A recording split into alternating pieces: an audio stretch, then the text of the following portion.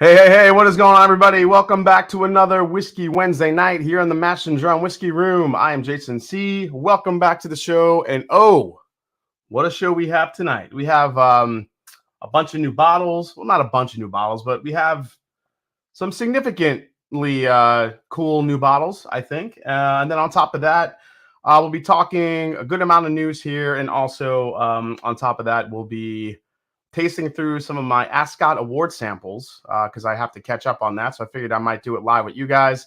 ADHD Whiskey Matt's been doing it, so I thought it was kind of a cool idea. So might try some different variations of samples that I have, and score them, and you guys can kind of see like my whole process, how I do it.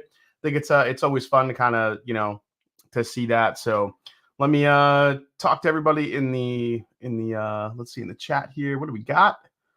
Nice flight, Jason C. styling a sweet hat. Yes, these are my new Mash and Drum hats.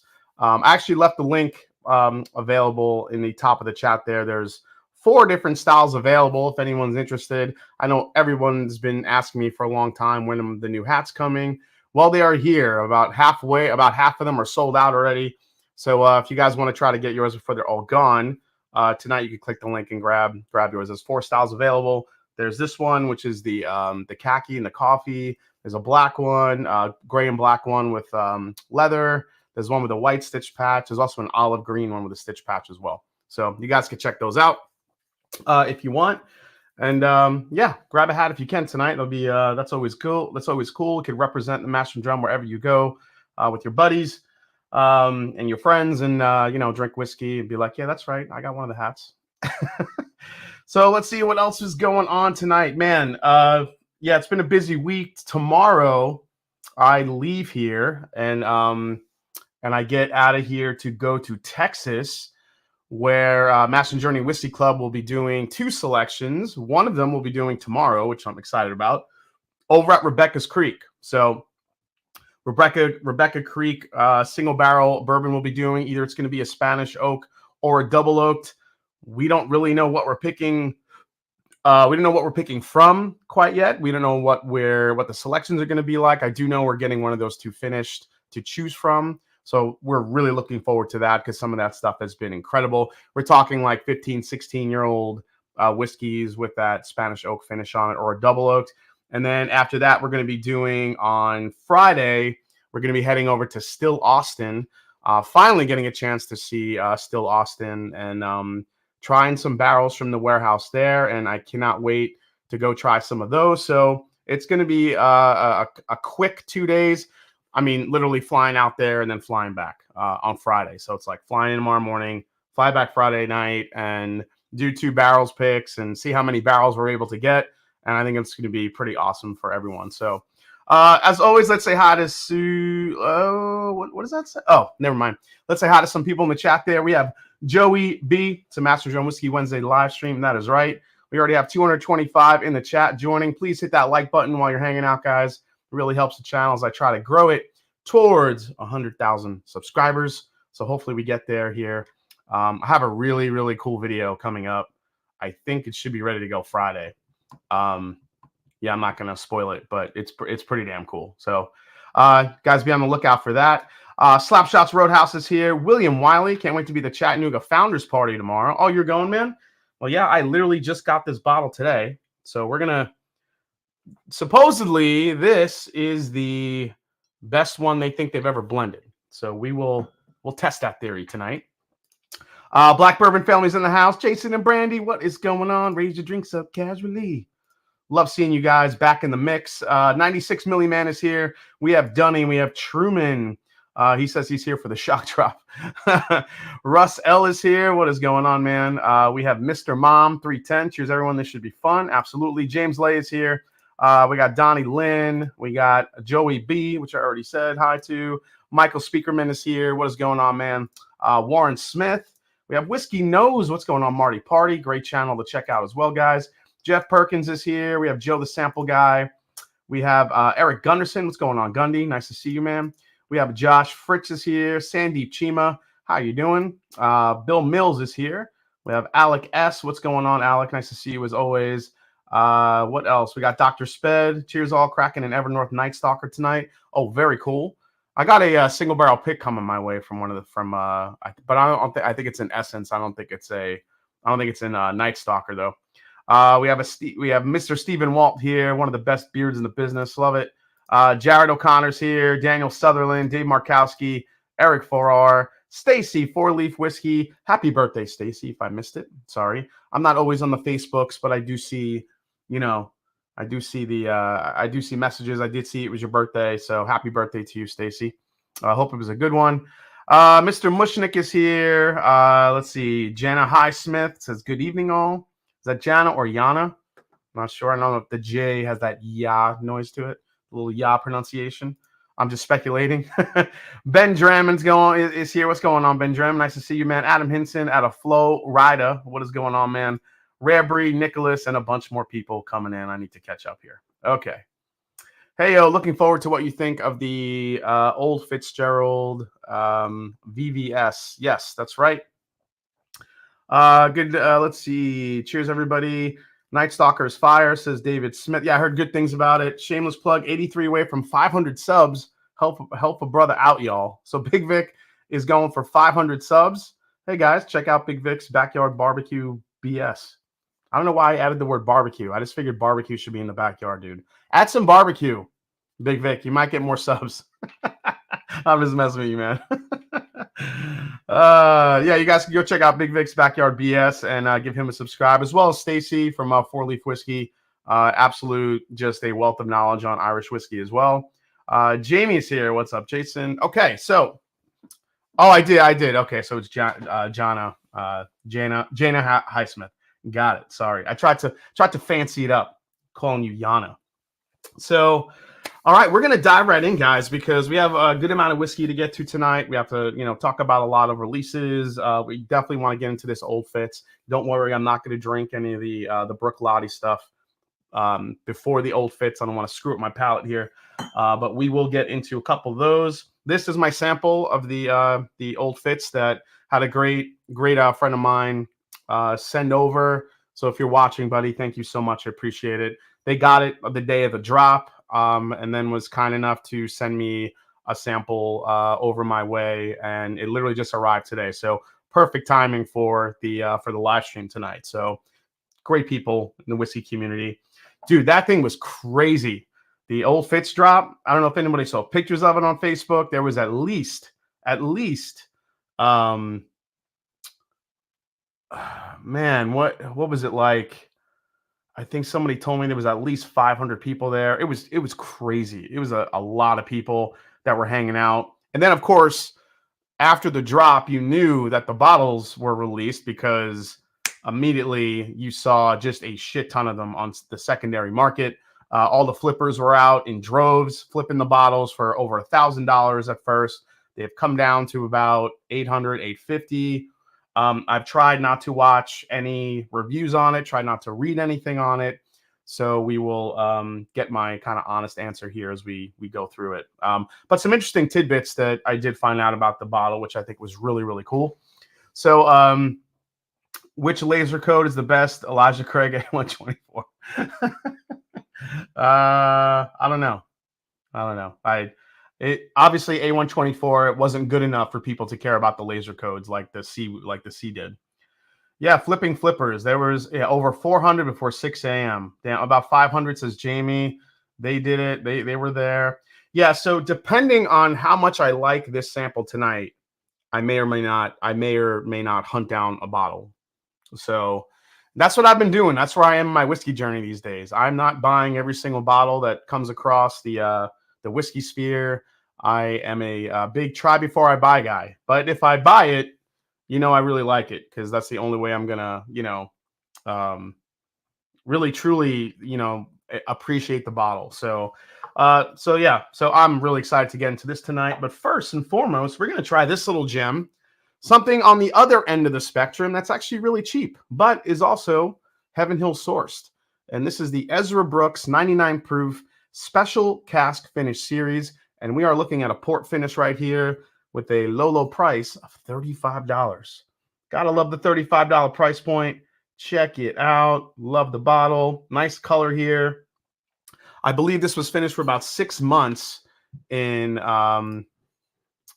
port. Let me see here. So yeah, 78 corn, 10% rye, 12% malted barley. Again, guys, this is from Lux Row. So they're pretty much been sourcing from Heaven Hill for a long time. I think some of their own stuff that they've been distilling will be coming out pretty soon. I forgot the timeline on that was. It's been a while since I've been there for a barrel pick. But yeah, 99 proof, $34.99 for this bottle. And yes, finished for 6 months in port casks. 99 proof, obviously, based on the name of it. So grab a fresh glass. Let me know in the chat what you guys are sipping right now. And we're going to pop this one open. Oh, that was a hefty pour. Jesus. Got a heavy hand tonight. There we go. There's a nice little color there. You guys can see that. Oh, it looks good. The camera's on point tonight. Nice color in that glass right there. Looking good. Will this replace the Davies County line? Seems redundant for Lux Row. I agree. I kind of thought the same thing. I'm like, you have the Davies County, which also has a port finish, but I think the Davies County isn't that a different proof point though? What's the proof point in the Davies County? I'm trying to remember. I don't remember offhand what it is. This being 99 proof, maybe, I don't know.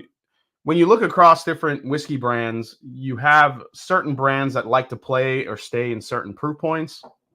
And I think that's where Ezra is living right now, at that 99 proof point. And I don't know. It's one of those things where I do see redundancy there. But at the same time, you know, they wanted to bring back Davies County as kind of a heritage brand. That was a brand pre-prohibition beforehand, and I think they brought it back. So yeah, Sippin' Matt's batch 81, hell yeah.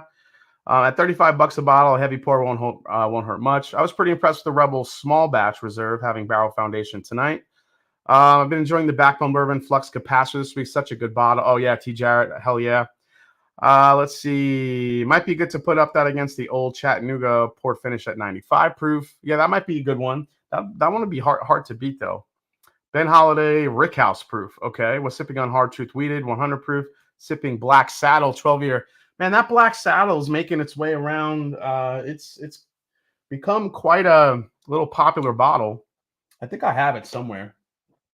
I did a review on it a long time ago when it first hit Ohio, and didn't really know much about it.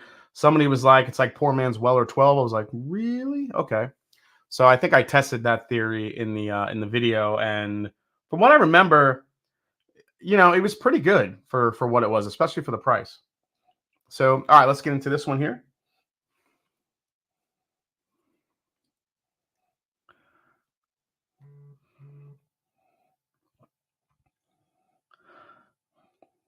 All right. Well, I mean, I do think the port is there, but it's actually a little bit more faint than I thought it would be. But again, this is kind of the first pour. I'm not sure if as this opens up, this will get a little bit more fruit forward. Jason drinking a straight from the barrel. What's your highest proof from a straight from the barrel? I think my highest proof that I've had from that was a 133. Was a 133 straight from the barrel. Yep. Davies County is 48%. Oh, all right. So it's pretty close. Yeah, I don't know. Maybe the Davies County line is just more of their nostalgic line. But if they're going to be, yeah, it's kind of like, you know, I thought like with Barrel Craft Spirits was doing with the Stellum line versus the Barrel Craft Bourbon line. You know, the Stellum line was positioned as kind of the more affordable blends that they were going to be doing versus their Barrel Craft Spirit blends. But then they started bringing out premium versions of Stellum and kind of going against their own Barrel Craft Spirits. I wasn't really sure what was happening with that. I got different answers. I never really, you know, exactly understood why they did that. I understood why they brought out the Stellum. I thought that was a great idea because you had, instead of having to pay $100 for these 3-state blends, you could pay $50. You could kind of get into that driver's seat for $50 less for half the cost. Versus, the Barrel Craft Spirit blend. So, but then as soon as they started premierizing Stellum, I'm like, okay, well now you're kind of going against your own product. So I don't know. I never understood why that happens in whiskey sometimes. I don't know. Maybe they're just trying to capitalize on the popularity of new brands. Seems like the more brands that were coming out, the more people were buying. They wanted to try something new. But I think people are being a little bit more selective. So I think distillers need to be a little bit more careful with that. So Jason, what's your experience flying out, buying bottles, and returning home? I generally don't buy a lot of bottles when I travel unless it's something I really, really am looking for. But when I do, I generally don't travel back with it. I'll just ship it back. Usually, that's what I normally do, or I'll give it to a friend that will ship it to me if possible. Basically, sipping on the Sagamore 5-year single barrel they just released distillery in honor of their anniversary. Nice, Sagamore doing great things. Sipping M&J Rebel Cast Strength Strawberry Smoothie too. Oh man, I missed that bottle of Rare Breed. One of the dumbest moves Barrel ever made was to jack up the price of Stellum. Fly with bottle bags. Yeah, or if I know I'm going to be going and getting whiskey, usually I'll bring an empty bag and I'll just stuff that with bottles and then bring it. You know, obviously the legal allowable limit. So I'll say this does smell like Heaven Hill on the nose. There's that nuttiness, there's a caramel, it's got that Evan Williams 1783 vibe that it's got a little bit, but it's got a little bit more dark fruit on it from that port. So nothing surprising here, but here we go, guys. Cheers. Thanks for hanging out tonight.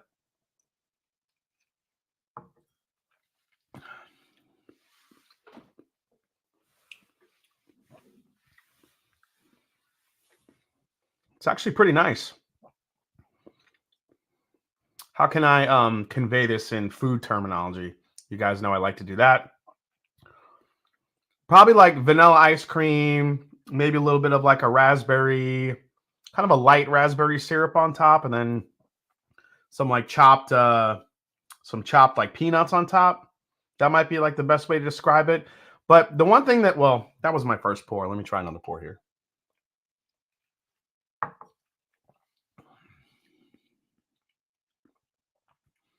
Okay, yeah, the first sip I had, it actually had like a nice little spicy finish. It does. At 99 proof, it does have a little bit of a kick, not overpowering, good spice, good balance. The port finish is definitely not overdone. Sometimes you worry that the port is going to easily overtake the whiskey here. That is not the case. This still tastes like Heaven Hill with a little bit more of a push forward of dark fruit. Eric Perry, the Master and Drum. When I saw Bourbon Real Talks video with you, I immediately subscribed to your channel. I love BRT messages, and if you did collab with you, it's worth subscribing to. Oh, thanks so much, Eric Perry. Yeah, that was a really cool collab with Randy, Bourbon Real Talk. So if you guys have not seen that yet, you can go check out Bourbon Real Talk and see our collaboration. It was a lot of fun. Stellum was their classic bourbon line versus blends like Barrel. The blue label was a budget and younger, and the black label was older and 90, but were intended to be classic bourbon and rye flavors. Yeah, I'm not really sure if I got that, Paul. I mean, they were still blends, I think, though, weren't they? Or no, am I wrong? I can't remember. Jason, any earthy notes on the finish or all port? That's a good question.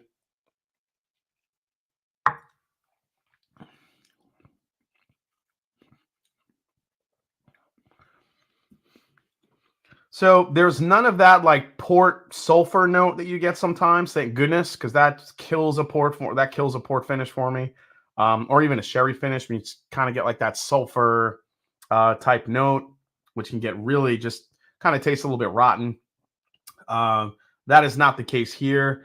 I do again. This is more Heaven Hill forward than anything. I think the port just gives it a nice little lift with some dark fruit flavors. As far as earthiness, no. I think if you're used to drinking like Evan Williams 1783 or even a Heaven Hill Bottle and Bond or a even just Elijah Craig, regular Elijah Craig, it's got those kind of same notes, but just a little bit more lifted up in the dark fruit area. So it's a nice little bourbon for $35. I think it's sweet. This is probably one of those bourbons, summertime, springtime actually coming up. You throw a rock in a glass, you pour this right on top, let it kind of melt down, and you could probably just sip this all day long no problem. It's sweet, it's easy, it's fruity. It's actually a perfect time to kind of bring this out because it is kind of a. I always look at finishes like this very springtimey, even summertimey. I guess I don't know what these I don't know what these summertimey, springtimey things I'm saying is even coming from.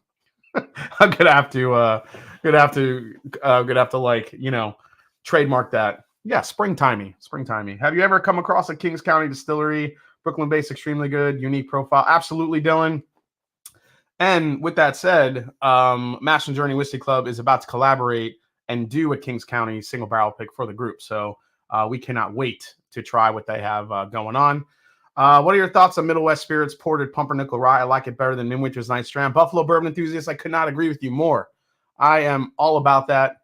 All about that one. Actually, what was that? What was that brand? Man, that's gonna make me crazy. I just ordered a bourbon. Let me see, where is it? And I believe it was from Two Soul Spirits. If you guys go check out Two Soul Spirits, they have a 5-year Ohio double-barreled pumpernickel rye whiskey from Middle West Spirits. So it's the pumpernickel rye that a lot of people love from Middle West here in Ohio, but it's double-barreled. So if you guys want that, it sounded fantastic. I'm like, man, a double-barreled pumpernickel rye. Now it's not the port finish, just a regular one. Go check out Two Soul Spirits. It just kind of popped up on my radar. My buddy Giselle sent the link to me, and I'm like, oh my God, that sounds incredible. So Two Souls has it, and I think there's still some available. So I just went online and ordered today. So it was I went and grabbed it. But you guys can go check that out if you're compelled to do so. I don't know Two Souls. I have no skin in the game, guys. I do not know them. I've never talked to them, but I did see that pop up, and I'm like, wow, a double-barreled pumpernickel rye from Middle West. That can't be bad. So I ordered one. So, all right. So let's check it out here.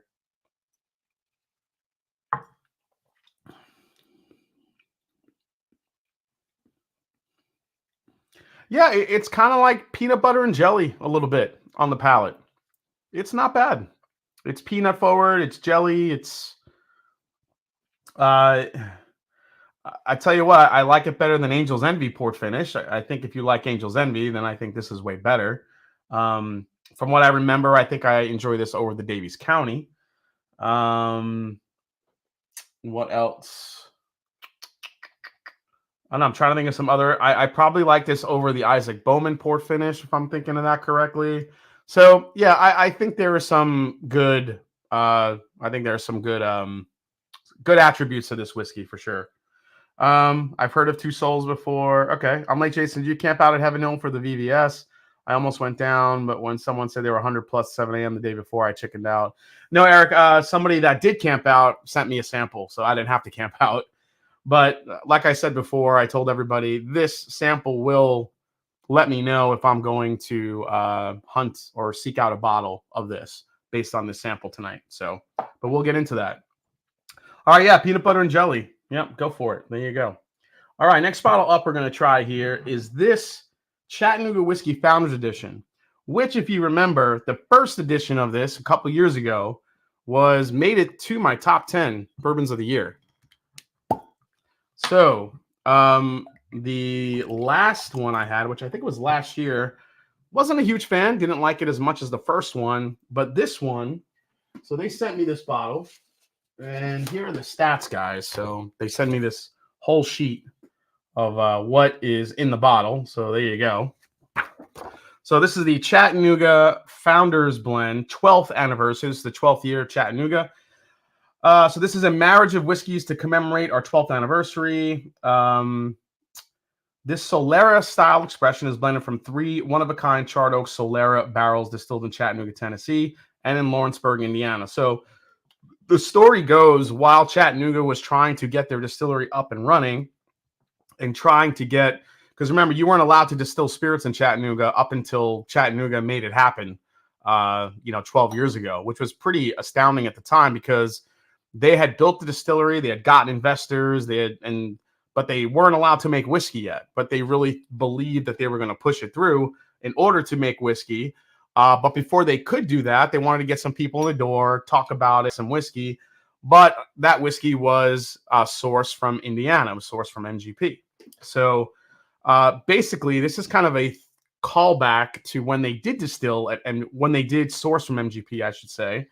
So what's in here is a blend of 3 Solera whiskeys. You have their the Past, which is a mash bill that galvanized the community and helped change century-old prohibition laws. So I'm guessing that is the 1815, which I believe is the Chattanooga, or I'm sorry, the MGP. Then you have the Present, which is their Tennessee high malt recipe from the 91st barrel, which is a big Solera barrel. And then they have the Future, which is another evolving blend that they're working on at their Riverfront distiller. So greater than 3 years, greater than 2 years, and greater than 4 years in this blend. So it's a blend of their distillate and also the MGP distillate they used, way back when. So that's what we got here. I'm trying to think if there's anything I missed for this one. So here are actually, I totally forgot to put up the ticker. I love putting up the ticker there. So what we have is, let's see here. So 12% of the blend is 1816, and that is the MGP stuff. The 60% of the blend is their Barrel 91. That is the largest of the 3 Solera barrels that they have. It's filled with Chattanooga whiskey, signature Tennessee malt, Barrel 91. And this was developed over 2 years of experimentation. It became their high malt recipe. 28% is their Infinity barrel. This is the Future. So this is an Infinity Solera barrel filled with a blend of malt and rye malt whiskeys from both their experimental and Riverfront distilleries. So this whole combination of flavors is what is in this bottle. So let's see what we got here. Now I'll even show you this little note. So Tim Pearson, one of the founders, he said, "This might be our best founders blend yet. I hope you enjoy this 12th anniversary release." So there's a little note he wrote, and let's find out. Here we go. Life is too short to drink 2-year-old whiskey. Jason, what did your AC-15 with box set you back? AC-15. AC-15? What am I missing? What's the AC-15? Let's see. Really enjoyed last year's Founders, Beyond the Row. Oh, Beyond the Row is here. What's going on, Beyond the Row? Nice to see you. David and Jamie are in the house. Oh, Anderson Club. The Anderson Club one. That bottle I got for $4.50, I believe. I think they're going for a little bit more now, but the Anderson Club 15 that I got was about four something. It was just like pre-Fire Heaven Hill. I can't say no to it. So, ooh, this actually has a good amount of depth to it. Cheers, Jason. Been too long and hope you're doing well. Cheers, brother. Absolutely, man. Mini Spoover one says, as a Wild Turkey fanboy myself, where do you find your store picks? I'm in Ohio as well. Small town bourbon blues. Excited to possibly get a Russell's 15. I get picks from everywhere, dude. Wherever I travel, if I see a Russell's pick, if it's a warehouse I'm interested in, I'm picking it up, which is why I've, accumulated like 60-something picks. I've kind of slowed down a little bit because we have more Russell's picks coming at the end of the year, and I know I'm going to get more. So we'll probably be like 70 picks deep by the end of the year. It's crazy. I mean, I did the live stream here, a few months ago where I tried like 10 different locations. It was nuts. And that wasn't even a third of my Russell's problem that I have. Jason, we want to do a pick with you at some point and be on the road. Yeah, absolutely. David and Jamie. If you ever want to do one down in Kentucky, let me know. Rarebird 101 is here. Speaking of turkey, as soon as you hear turkey, as soon as you say it, like 3 times like Beetlejuice, Rarebird comes in the fold. What's going on, David? Nice to see you, buddy. It actually doesn't have that malty chocolate note that you normally get from Chattanooga, which is kind of nice. I think that sometimes turns people off. I'm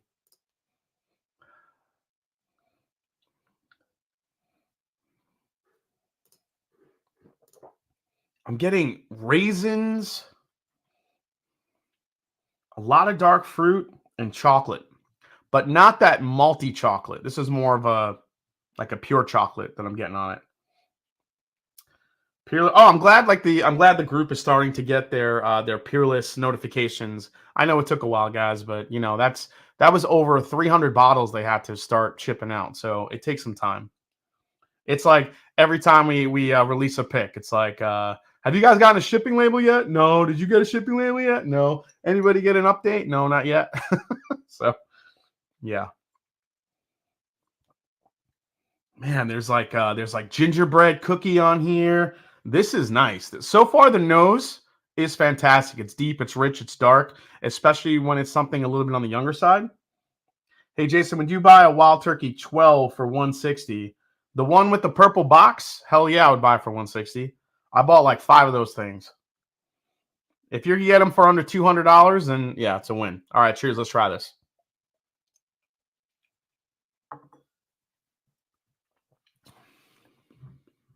Oh, there's the maltiness. Oh, by the way, this is 100 proof, guys. I don't know if I said it. This is chocolate, coffee, and berries all day long. Chocolate, coffee, and berries. That gingerbread note is on the back end, but mid palate, this is just all. This is like a mocha coffee chino. Mocha. Holy crap, that's pretty good. But you know, it's the dark fruit notes that save it. Like that little bit of like a raisin note, I think really helps it. Because if it just went all like just chocolate and coffee, I think that would, you know, if you don't, you know, either kind of love or hate coffee. So if you don't like those notes, it could, you know, turn some people off. But this actually has a nice little dark fruit balance here.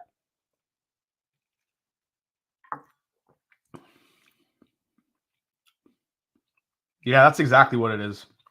It is chocolate, coffee, and some raisin like dark fruit. That's what I get on the palate. That's nice for 100 proof. I don't think this is going to be everybody's profile, but if you like those flavors, if you like chocolate and coffee, this might be one you want to seek out. Best thing about Chattanooga too is they really keep these bottles at a good price. This is a Founders Reserve Anniversary Blend, and it's $60. So it's not like you're having to pay like a premium price to get one of these. Just ordered that pumpernickel double barrel rye with a discount code. Thanks, Jay. Yeah, there you go, Andrew P. Light it up, man. Get one of those. I just hope it's good. You know, I'm like all excited about it, and I'm telling you guys, hey, if that sounds like something interesting, go buy it. But yeah, double barrel pumpernickel rye from Middle West, I'm all about it. So I definitely want to taste that one. So I can't wait to get that. Jason, have you tried the OCD coffee and chocolate? Yeah, Beyond the Row actually did a couple of samples last week with the OCD lineup. The 2 premium barrels that I had, one was coffee chocolate and the other one was pure like butterscotch candy. So those premium barrels were kind of my favorites there. Y'all got me grabbing for my Wild Turkey 12 gifted for my friends. I'm back from Japan. Awesome, Jeff. That's cool. $55 for a Wild Turkey 12 is mind-blowing. It's $55. Where's the $55? That's crazy. Hey, what's up, Jason? Kobe's here. Andrew P. My Peerless is supposed to arrive 4:30 according to the shop app. There you go. How do you feel about trading a 13 colony 15th anniversary for a Michter's Barrel Strength Rye 2022 and an M10 Rye 2023? I don't. Do you? If that is an A or a B barrel from the Michter's 2023, then I think that's a great trade, actually, for sure. Faux show. Let's see here. I hope Whiskey Rum Master Drum does a collab. I will do what I can to buy it. Just saying, says Eric Perry. We'll make it happen. I just got a Wild Turkey 12 from Japan for 55. Pays to have friends go. Oh, that's what it was. Oh man, $55. Let's see here. My friend traded an old Rip 10 for Blanton's gold, black, red, and green. Why can't I meet these people?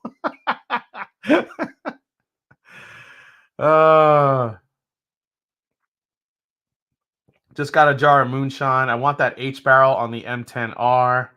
Yeah, I mean, this is the Michter's 10-year from 2024. This is the one I just reviewed. I dropped that video yesterday, I believe.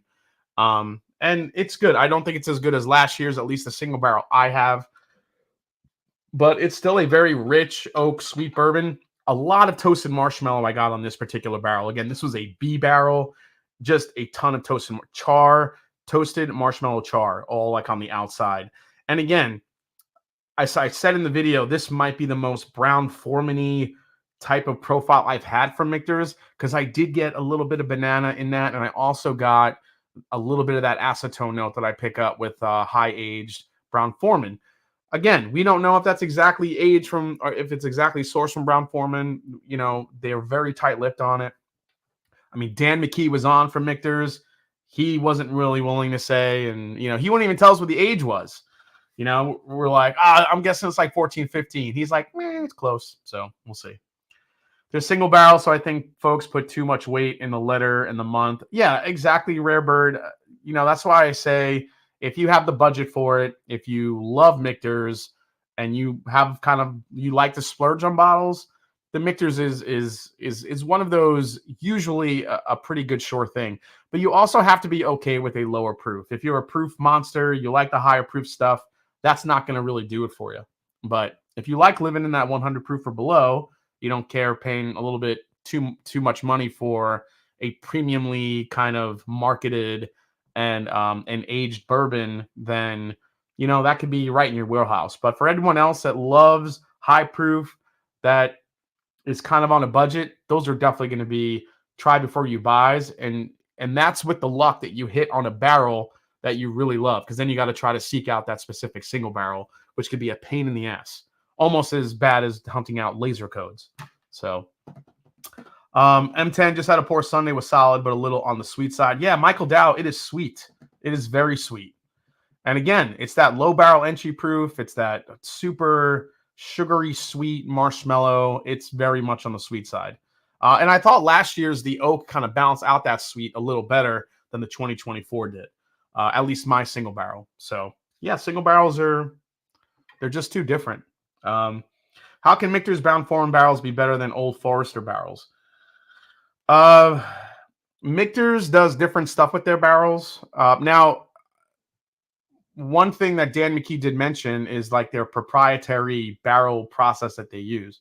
Now, this 10-year stuff that they have, now Michter's has been around for a long time, so I'd be curious to see how many of those, you know, how many of these, and it's got to be because the barrels are so sweet and so concentrated and so low proof that you feel like these 10-year and above single barrels that they have had to be going in with that super low entry proof at some point. They're just so sweet. I've never had anything like that from Brown Foreman.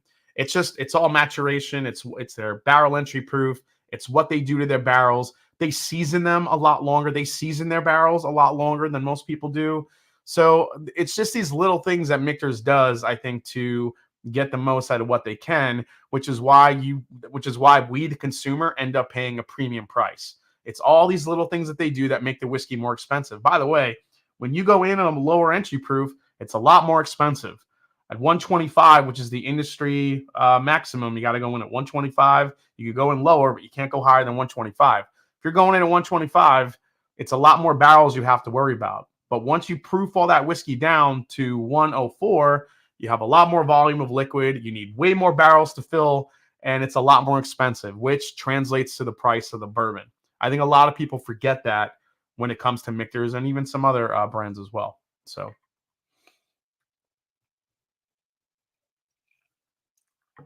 Beyond the Road, Jason, we did our NBC pick, and it's what I grabbed to drink. We need to send you some. Yeah, Beyond the Row. We just picked two more NBC barrels, and one of them is from a distiller. I don't even know where it's from, but it was so unique. We grabbed it.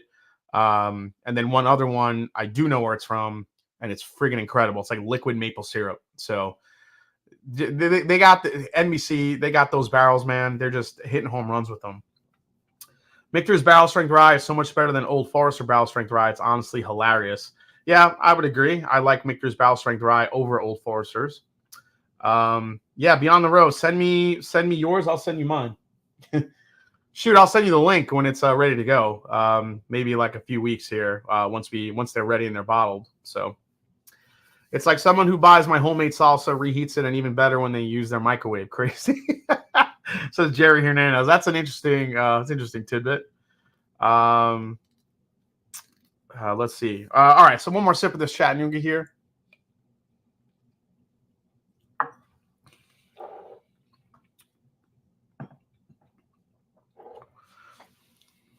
Yeah, that coffee chocolate berry note is definitely coming out pretty strong. TCT says sipped 4 Gate samples with my bourbon journey last week. The Kelvin collab was the hitter, the best collab so far. TCT, are you talking about the Kelvin collab 6? Because we do have to talk about that in the news. Kelvin collab 6 was announced from 4 Gate. A little bit of a Madeira finish on it, which I'm super stoked about. My buddy Scott, My Bourbon Journey, already released a review, I think today. So if you want to get some first impressions, you can go watch his video.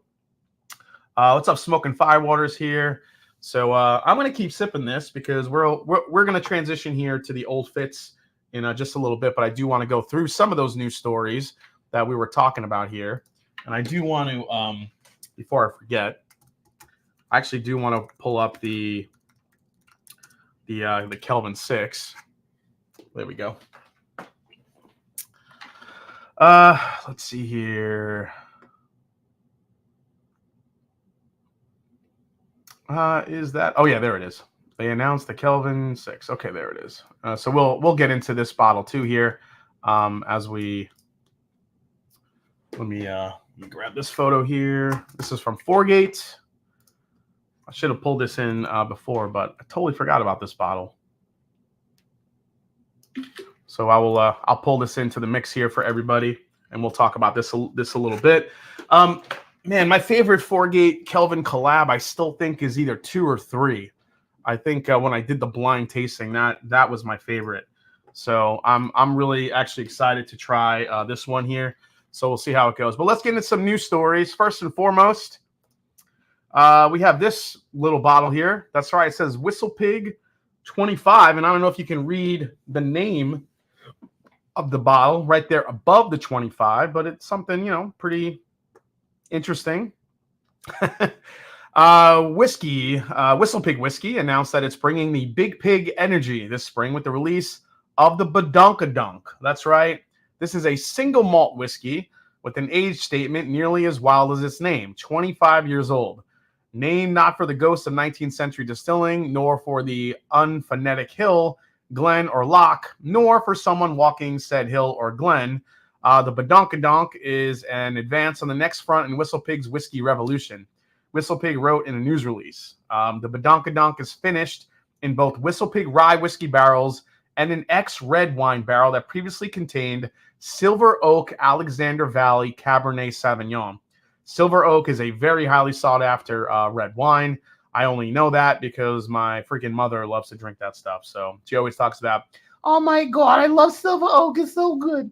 So she loves that stuff. That's before or after she drinks all the Henry McKenna.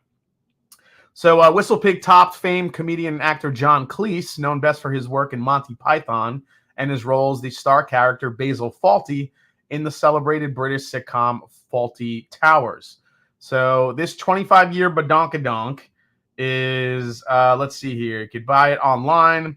Suggested retail price of $2,000 per 750 milliliter bottle. And yeah, there you go. I love the spirit of Whistle Pig and what they do, but their prices are just so stupid. Oh my God, they're so crazy. It's like, that's a whiskey that sounds kind of good and interesting, but $2,000 to get into that thing, that's crazy. I don't know, man. Whistle Pig needs to simmer down with their prices a little bit. I hope they left, right, right, left. Just, you really need to get your mother on a stream. Dude, I'm trying. I am trying. The fact they socialized the Badonkadunk in their press release is a WTF. James Lace has 500. Nope, 2,500. Whistle Pig is so cringe. Even if I had the money, I wouldn't buy that. Yeah. Whiskey Nose is going to buy 3 of them. Oh, no, I'll buy 30-year scotch before that all day long. Well, there you go. There's your test market. It's whiskey nose. Yeah, I mean, crazy stuff. Ooh la money. Yeah, that's right. Does anyone buy Whistle Pig? Yeah, I don't know, but for $2,000, that's crazy. That's crazy talk. Speaking of another crazy bourbon that you guys know I just love, it is Jep the Creed is releasing. Now, I will say this about Jep the Creed. Their bottles, their bottle design is so badass. That photo, don't tell me, that photo looks awesome.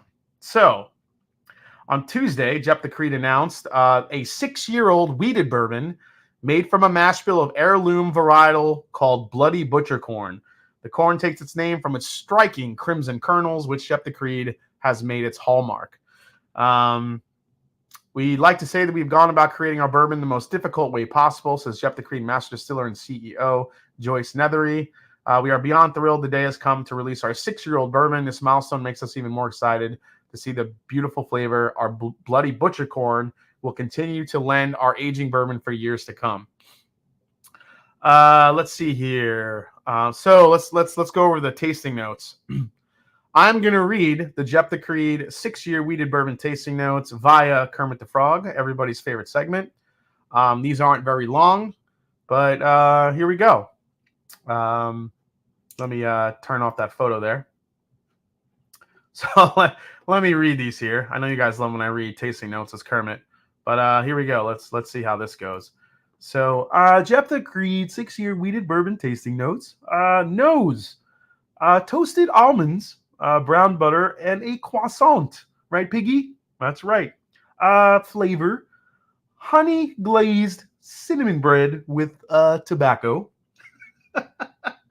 Honey glazed cinnamon bread with tobacco. On the finish, my favorite, white pepper and creme brulee. There you go. White pepper and creme brulee on the finish. Taste, honey glazed cinnamon bread with tobacco. Nose, toasted almonds, brown butter, and croissants. That sounds like a huge upgrade from the stuff that I have. My goodness gracious.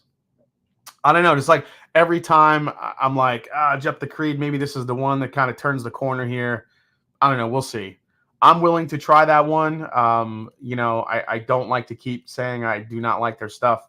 I actually wish I would taste something that's really good from Jep the Creed, but yeah. We interrupt the live stream to simply say, bad freaking Marchand, F you. Oh, Brad freaking Marchand, F you Leafs. James Lay. I guess his hockey team lost. Now sing Rainbow Connection. Oh my God, Rainbow Connection. I'll have to have a few more drinks in me before I do that. Yeah, Bloody Butcher Den is an heirloom variety of den corn that has been grown in the Appalachian Mountains for generations. Yeah, the thing about Bloody Butcher corn is that it's more of a nutty type of corn. It's got less sugar in it, a little bit more starch. It's a lot more of a pain in the ass to work with and distill and to mash and to ferment.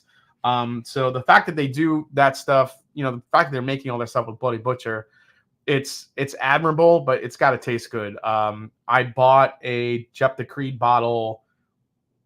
I think I drank it here on the live stream. I tried again. Yeah, the night of second chances. I tried it again, and it still tasted like that old mildew barnyard funk that turned me off on it the first time. So maybe the sweeted expression will be a little bit different. I don't know. I'll let one of you guys try it, and you let me know. All right? I trust you. You let me know.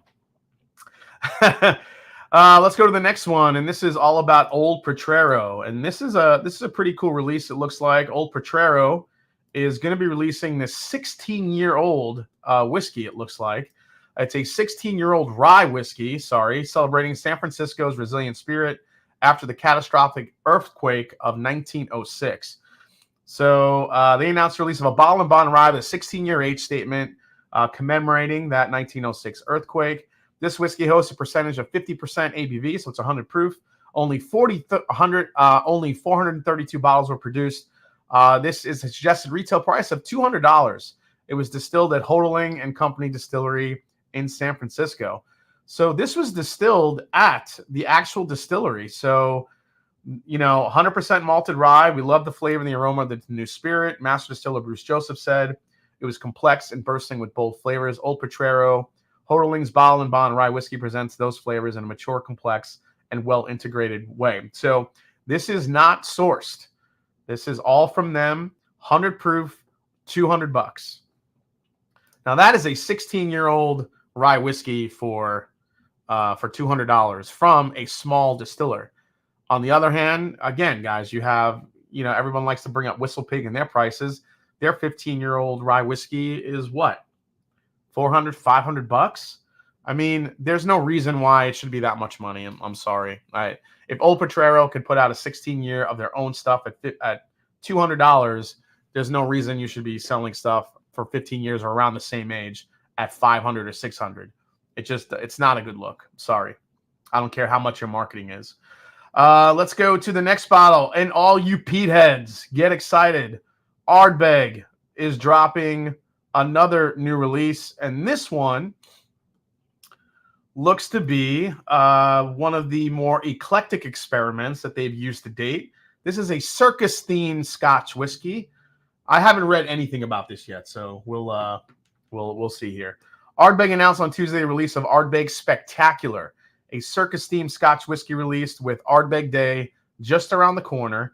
This whiskey is the distillery's first expression aged in port casks, which is the brand claims yield a spectacle of flavors. The Isla Whiskey brand's latest release has an ABV of 46% and a suggested retail price of $130. This is intended to celebrate Ardbeg Day on June 1st with a dark circus inspired by this distinctive whiskey release. The Saturday celebration will feature the Scotch brand's interpretation of a circus with tastings, games, and peaty delights, as they say.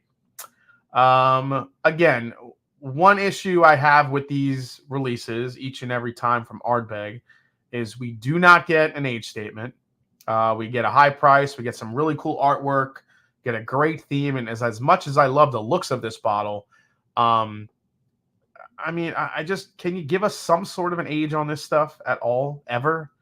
I just feel like this is probably like Wee Beastie with a which is a $40, $50 bottle now. How much is Wee Beastie nowadays? $40, $50, which is a 5-year Ardbeg.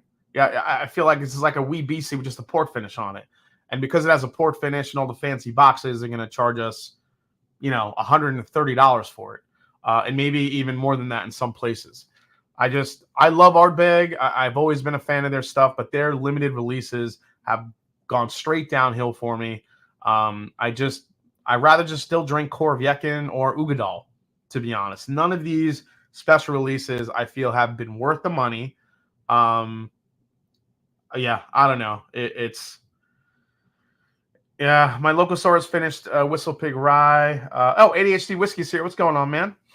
Nice to see you, buddy. Hello, tomorrow's my 25th birthday on April 25th, says Mr. Folt Miraz.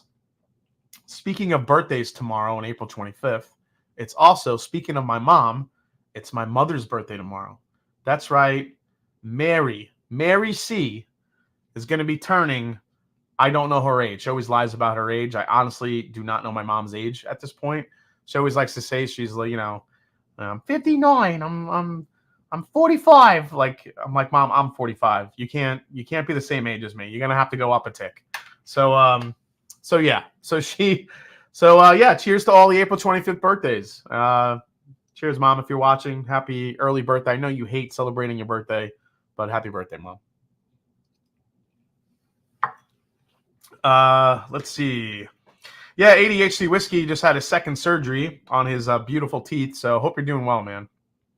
Lagavulin gives age statements for the Opperman editions. Yes, just give us an age statement, please. Just give us something to hold on to so we know that Ardbeg is worth picking up. Really, honestly, just please do it.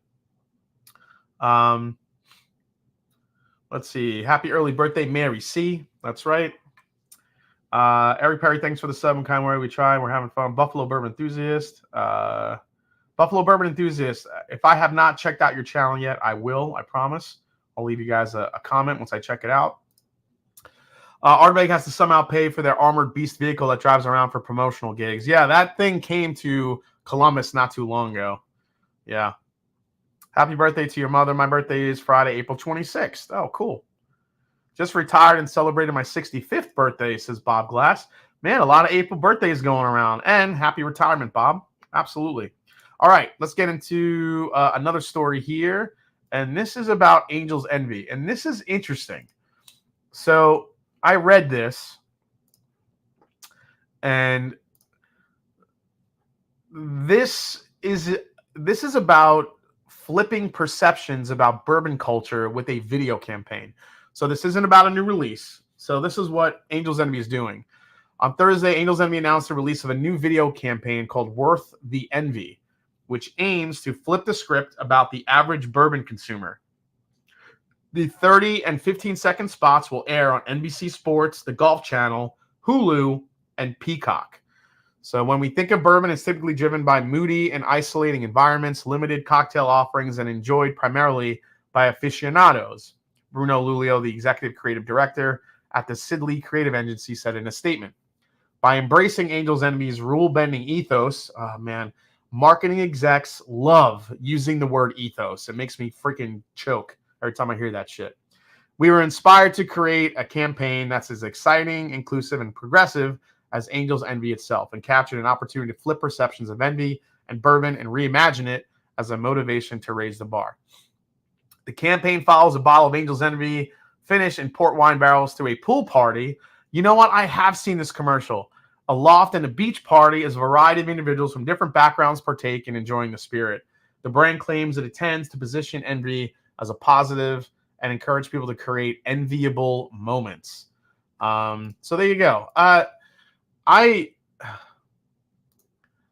don't know. Oh, thanks for the super chat, Nick B. April 25th Club. Thank you so much, man, for the super chat. Appreciate you. If anyone else is, I think I did miss another one here. Oh, no, there was another super chat here from TCT. I think I did call you out. Thank you guys so much for the appreciation and for the cheers to you. Super chat time. Just for your super chat, you get to watch me fall on my ass. So, here you go.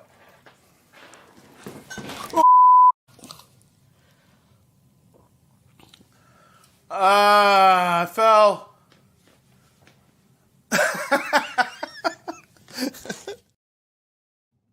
Thank you for the super chats, guys. I appreciate it. Let's see. Angel's Envy wouldn't need this garbage if it were actually good. So here's the thing, though. This is how I feel about it.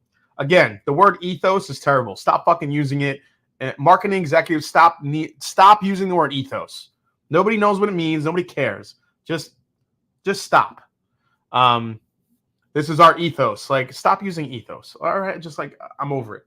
Like, I'm in marketing and I hear it all the time. It's like one of those buzzwords that just gets in my ear and I can't stand it. Everybody finds a way to sneak that word in, I feel like, to sound like they're intelligent. That's right. No more ethos. Thumbs up. Thumbs down for ethos. Does it 2 thumbs down? Oh, it does. No ethos. So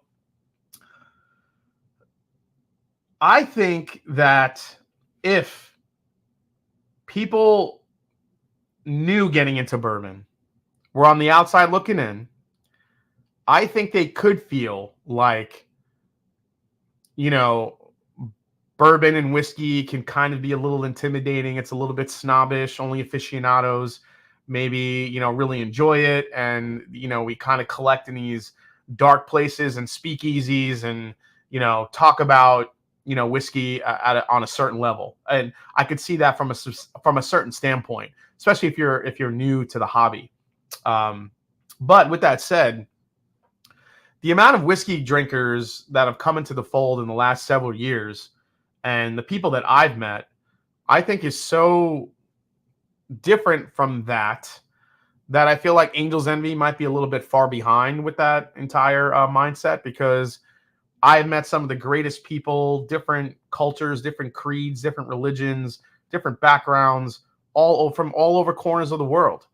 And just sipping whiskey and talking, and it's never really been like a thing. Like, if we're gonna have whiskey, we have to go to like a speakeasy or speak of it in these like dark corners and be really snobby about it. Like, oh, you can't put ice in it and you can't do this. I don't know. Like, to me, maybe it's just because I have a different lens that I'm looking through, but maybe it's the newer drinker, that people that are interested in Angel's Envy. So it's definitely a more approachable whiskey. Maybe that's who their target is. But for me, I don't know. I didn't really kind of connect with it. But again, I'm looking at it from a different lens. But yeah, man, I was going to name my bourbon brand Ethos. Ken, I'm sure it's going to happen at some point. The Ethos. Oh my God. Do the people have different ethoses too? Yeah. Ethi? Is ethi the plural of ethos? I don't even know. I'd like to buy the world a pour, Chad Hurry. Yeah. I think the world definitely needs a pour of whiskey just to calm themselves. Just too much shit going on as always. All right. Before I get into the Brooklotties, I do want to get into this Old Fitz. I think the time has come. Waited long enough. I cannot wait to get into this whiskey. Bringing a glass bottle to a pool party, says ADHD Whiskey. Yeah, it's always a great idea. And you know what? I did see the commercial for it when I was watching the Masters. I totally remember the pool party and the glass bottle. And I'm like, okay, I'm like, that was interesting to see. You know, usually you see Woodford Reserve, commercials, either golf events and also obviously for the Kentucky Derby. You see a ton of Woodford Reserve commercials. I've started seeing some Jim Beam commercials more and more. The Sweet Caroline Jim Beam commercial where they're all singing Sweet Caroline in the bar. That's a pretty cool commercial. I have seen a couple Elijah Craig commercials here and there, but yeah, Angel's Envy kind of getting into the fold with their ethos, with all the ethoses. Just, yeah, it's crazy. The world desperately needs a chill out pour. Yeah, for sure. I agree with you. Drink your whiskey how you like it too. Ethosesis, says Daniel. I'm not even gonna try to like pronounce that shit. Guys, real quick, on the top of the chat, if you're interested in getting one of my brand new Master and Drum trucker adjustable hats, please do. I have them. They're about halfway all gone, and I do have a couple more that are available. So you could. These are the 4 styles that are left. The one all the way on the right side of the screen is the one I'm wearing, which is a khaki and kind of a coffee color. The one right next to it is a black and gray with a leather patch. And the 2 on the left have a stitched white patch. You see me kind of wearing these styles of hats all the time. The one all the way on the left is olive green, and the one obviously next to it is gray on the front. So, go check them out. They're about $35. You can grab a hat, and we'll be shipping those out real soon. So, again, the link to the store is at the top of the chat. So I get Green River commercials on YouTube all the time. Oh, Green River commercials. That's cool. Jason, I'll say you created a great ethos here. Did I use that correctly? Did I sound smart? You did, Terrence. You kind of just blew me away with that. We created an ethos. Finally picked up a Blackberry Crown. I'm going to tell you this, honestly. We got our hands on a Blackberry Crown. It's fucking delicious. I'm not going to lie. It's delicious. If you like blackberries, you guys hear me talk about dark fruit flavors in whiskey. Blackberry, if you find that's a damn good flavor. Blackberry Crown Royal, a shot of it in a tall glass of lemonade, friggin' change your world right there, guys. I'm not mad at it. I'm just gonna look up ethos. Ethos meaning. Well, I just want to see what ethos says. The distinguishing character, sentiment, or moral nature. So the distinguishing character, sentiment, moral nature, or guiding beliefs of a person, group, or institution. So Angel's Envy is using their ethos to drive all these sales. So there you go. It's great. Garnish that lemonade with some mint while you're at it. Starlight Blackberry is better. Oh, I haven't had Starlight Blackberry. Okay. Starlight Blackberry. I did have the Starlight Blueberry Port Wine. That shit was delicious too. Oh my God. Blackberry Crown slaps, bruh. This Casey House. I don't know. Every time I see that typed, it slaps, bruh. It cracks me up. Blackberry Crown over Angel's Envies. See, Crown Royal, man, has a completely different ethos than the other one. Yeah, for sure. I'm torn with Old Forester Barrel Proofs. Great flavor, but with a lot of heat. That's pretty much the consensus on Crown Royal not Crown Royal. I got Crown Royal Blackberry on my mind. On Old Forester Barrel Proofs for sure. Can you sign the hat? I just bought it, please. I want to. Oh, the black, but it was out of stock, so I bought the gray and black. Yeah, everyone's been asking me to sign the hat. So if you want me to sign the hat, I can definitely sign the hat for you. So everyone wants me to sign like it'll be like under here on the brim. So yeah, if you want me to sign them once you order it, I'll sign your freaking hat if you want it. It's cool. I mean, it's like weird, but I'll do it. That's fine. Okay. Oh my God, I cheated. I just nosed it. But all right, so before we taste this Heaven Hill, not Heaven Hill, well, it is Heaven Hill technically, but this old Fitzgerald 25th anniversary. First, obviously, this is a sample. It's not the bottle.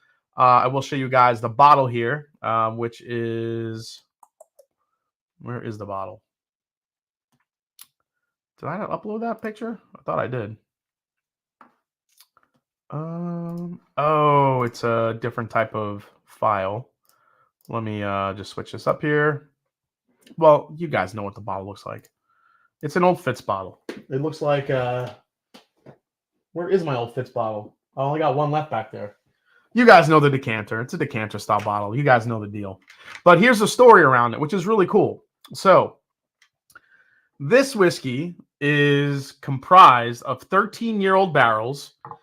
But when the barrels were distilled is the interesting part. So after the fire at Old Heaven Hill Springs in 96, Heaven Hill acquired the Bernheim Distillery in Louisville in April of 1999. Now, the barrels used for this release were produced in September of 1999. They were emptied and vatted in March of 2013, and then they were bottled in February of 2024. So this, in essence, is a 1999 crafted bourbon. So this isn't just your typical 13-year bourbon, which I thought it was going to be. So when I found out that it was coming out, it has a completely different twist to it, which I think kind of changes the mindset of it a little bit. So the barrels were tested in 2013 when it was ready, and it was decided the taste profile at 13 years old was so good that the profile would be reserved for a very special occasion, like the 25th anniversary edition. 13 is also a lucky number for Heaven Hill. Company filled its first barrel ever on December 13th, 1935. So I don't know if everybody knew that part about this whiskey, if they knew that it actually had some older distilled stuff in it, which I thought was really cool. Tell your mother-in-law trying Caymus Cabernet is so much better than Silver Oak. Yeah, Liddy Casanova, my mom loves Caymus. She actually likes it better than Silver Oak, I think. I've gotten her bottles of Caymus before. There's one specific year of Silver Oak that my mother loves, and I don't even think they make it anymore. So, yeah. So the red label is distillery only, I believe, unfortunately. So I'm not sure how many of these are making it out to stores, but they were going for over $1,000 on secondary when they first jumped on. I mean, guys weren't even at their cars yet, and they were posting it on secondary. It was crazy. I wonder how this compares to an old WT12 split label. It's a good question. You know what? I have the Wild Turkey Cheesy Gold Foil, but that was an 89, not 99. So I don't know if that's really a fair comparison. It might be the 2018, Liddy. It might be the 2018. If you buy a signed hat, are they 75% off? Asking for a friend. Whiskey knows. If you buy a hat, I'm gonna draw something special on the brim for you. Don't worry, buddy. All right, let's get into it here. Oh, okay.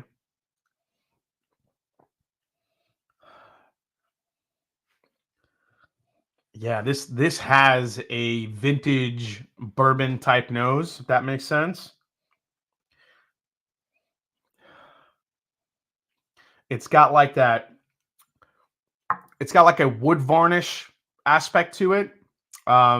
Like wood varnish, shoe polish. Um, it's oaky, but it's also pretty sweet. But yeah, it's got a dusty, like vintage bourbon. We were just talking about the Anderson Clubs, the 15 years, very reminiscent of that, a little bit here. Wow. But the nose on this might be better than the Anderson Club, I think. Yeah, I think the flipper part of it is just annoying. You know, you have all these people waiting online. They just want to get a bottle to try it and have it, but then you just have a bunch of people that just want to make money on it. It is what it is, guys. It's you know anyone that says the whiskey market is dead hasn't met a flipper yet, because they will take any opportunity to flip that shit. So, um, and again, guys, I want to be clear. Not all flippers are. It's not like they're all terrible people. There's capitalizing on a premium product, and I get that part of it.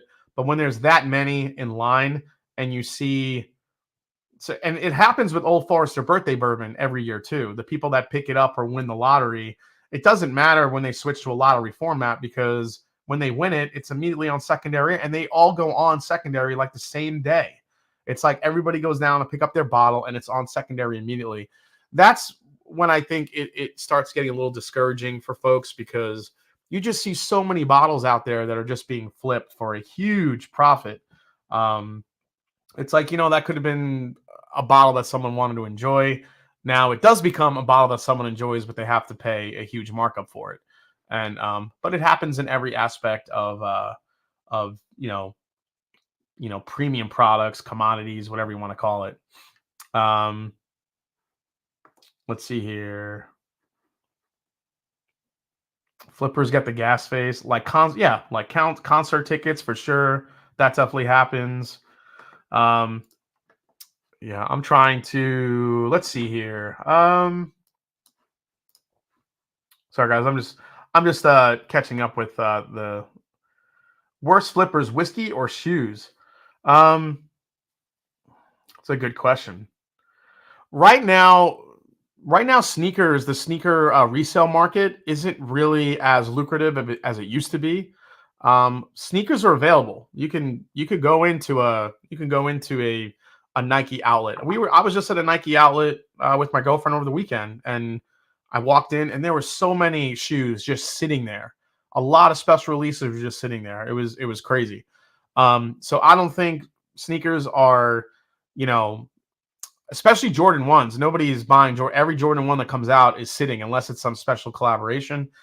Same thing with Air Max 1s. The one things that are selling still really quick are Kobe's. Any like Kobe 6, like Protros, those things are still flying off the shelves. I tried to get my hands on the Italian camos that came out last week, but I did not get the drop. I'm Italian, so I figured I got to get the Italian Kobe's.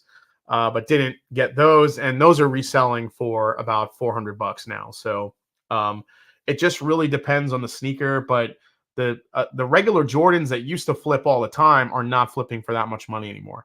Whiskey, I still think, is holding a lot of value, but again, I think it's depending on what that bottle is. You put a 25th anniversary moniker on a bottle, give it a nice story. If it's something that's annual that comes out each and every year, if it starts getting hype from YouTubers or everywhere else, like anything else, the price starts to skyrocket.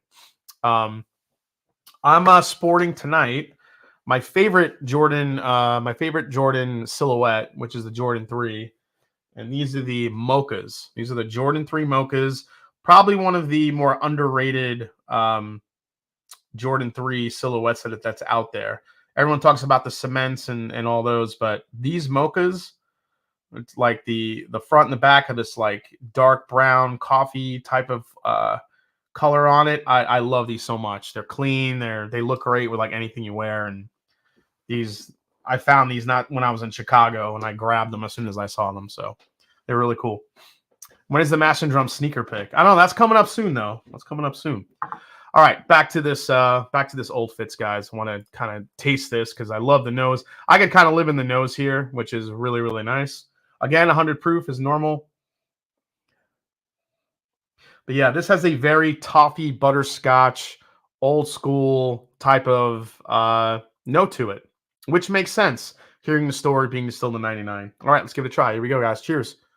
Here we go. Ooh, it's actually like, it's got a little bit of like a starburst like candy. Oh man, this thing's getting sweeter. Yeah, I think it's like starburst candy. Like when you first open the pack and all those flavors combined kind of come at you. That's crazy. All right, here we go.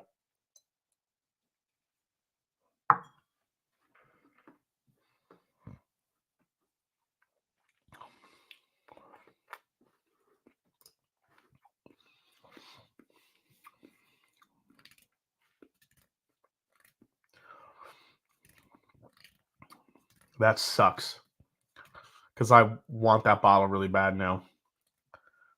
Damn it. Stephen Walt says Skechers for the world. I had my first Jordans in 7th grade in the 1900s. 574s and 327s all day long for James Lay. Sneakers and whiskey are the new tulips. Damn, that had so many different flavors going on. I'm gonna have to like unpack this here a little bit.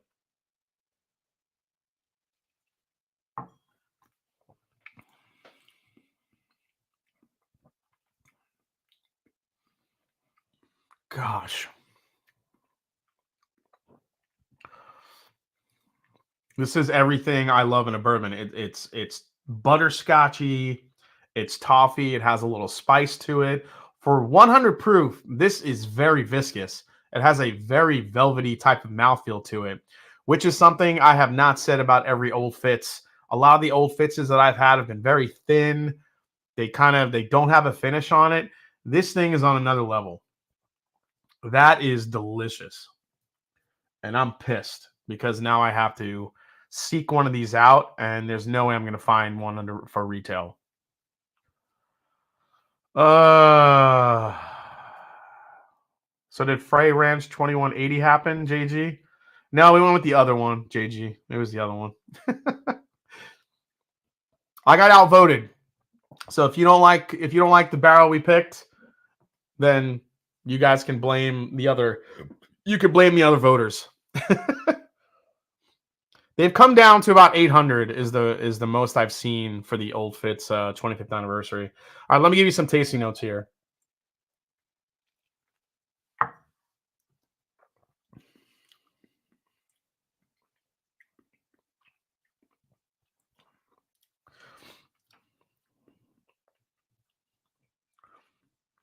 So this starts off, you get a really nice little just punch of oak right on the front of the palate. Then it just, as soon as it hits mid palate, just this toffee Werther's original candy type of experience, because you do feel like it kind of coats the tongue.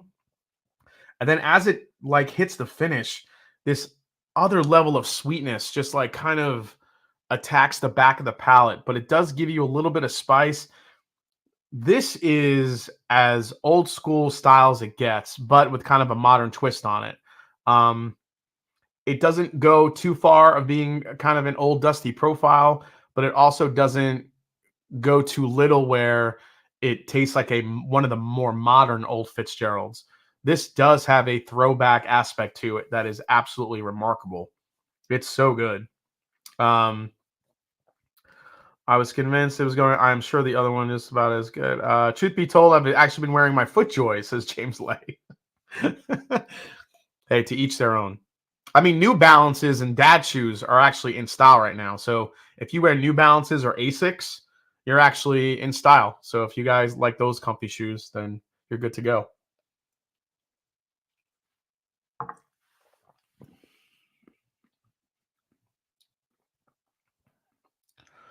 Yeah, it still gives you like that nice little punch of oak, but it does come through a little bit, kind of like a varnish, a little bit on the back end with the oak, but all that sweet, the toffee, the butterscotch, the spice that it has.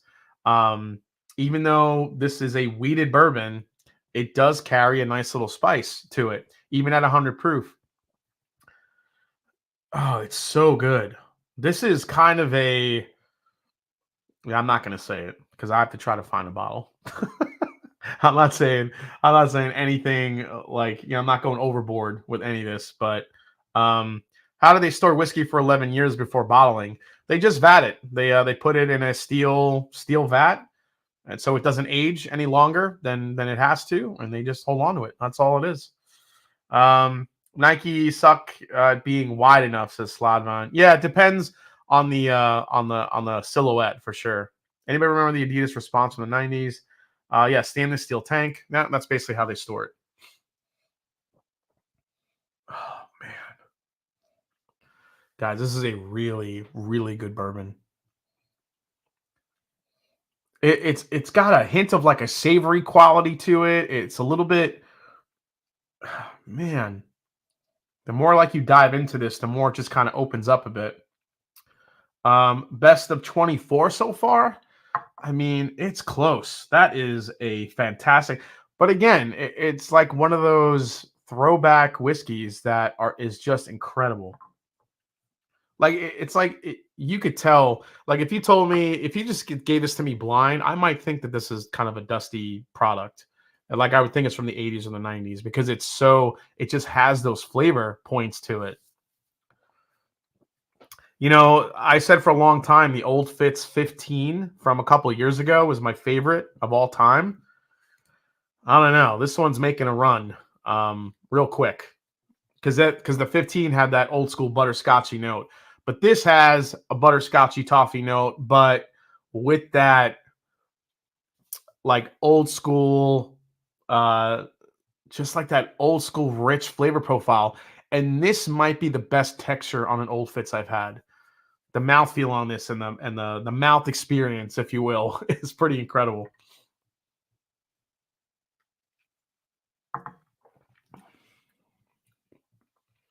So Spiteful Bum, that's a great question. Is it similar to last year's Michter's 10 bourbon? You know what? Let's test that theory. I still have a little left. I'm still grinning about the Kobe shoes flying off the shelves. Yeah. Jason, shit on the mochas. Yeah, dude, I love these mochas. Let me grab last year's Michter's. Because I think that's actually a good question to kind of bring up. Is the Dusty Funk different? Because when we did talk to Mr. Dan McKee, he didn't exactly say that this was like 13, 14 years old, but you kind of tell it. This is a 13, 14-year-old bourbon, maybe. So we're at the 1,200 to 2K on secondary, I'm seeing, says Paul Bellinardo. No, I wouldn't pay that much for it. If I saw this bottle, yeah, it doesn't matter because you'll never see this come down like a lot of other bottles do. It's kind of the same with certain sneakers. There are certain sneakers that just are always going to hold their value. And I think the Old Fitz, this specific bottle, is going to hold its value. I don't see it getting much lower than 800 at any given time. So that's going to be kind of the sucky part.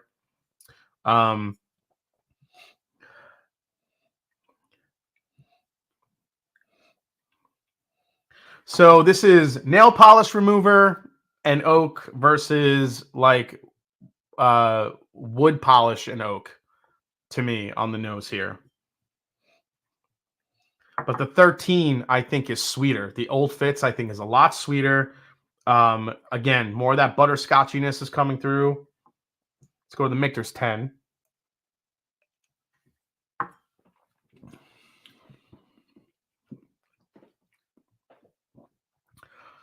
The Michter's 10 has more of a vintage oak profile.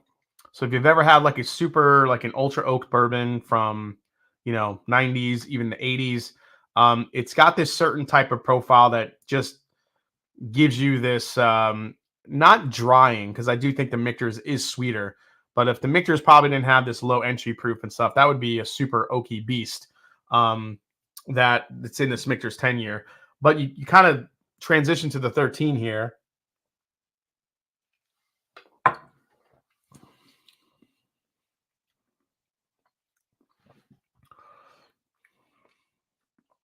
There's a fruit forward aspect to this that's coming out. Again, I kind of said Starburst candies a little bit before, and I think that's starting to come out more where you get a little bit of a strawberry type of vibe, but that butterscotch strawberry combination, man, I would argue that the Old Fitz 13 is definitely a little bit sweeter.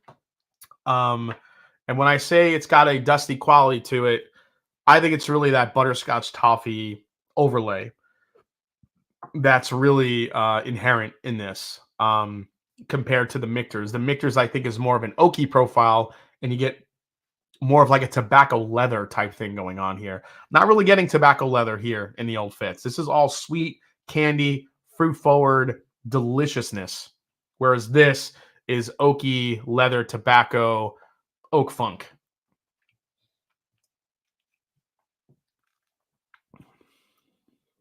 Yeah, for sure. And a lot of cherry on the Mictors too. Mictors is way dark cherry too here. A lot of dark cherry. Um, when is KFC going to release Colonel Sanders bottle and Bond bourbon? I don't know. Back in the 80s, I was in my 20s. I didn't know how to appreciate what I was drinking, just getting schlammered in college. Yeah, I think we all were. I think we all didn't realize how special some of those bottles were sitting on the shelf, unfortunately, because we were all drinking friggin' Zima and vodka and not even realizing what was. Nobody was drinking bourbon back then, at least when I was in school. I mean, I started drinking bourbon in college, but nobody else was.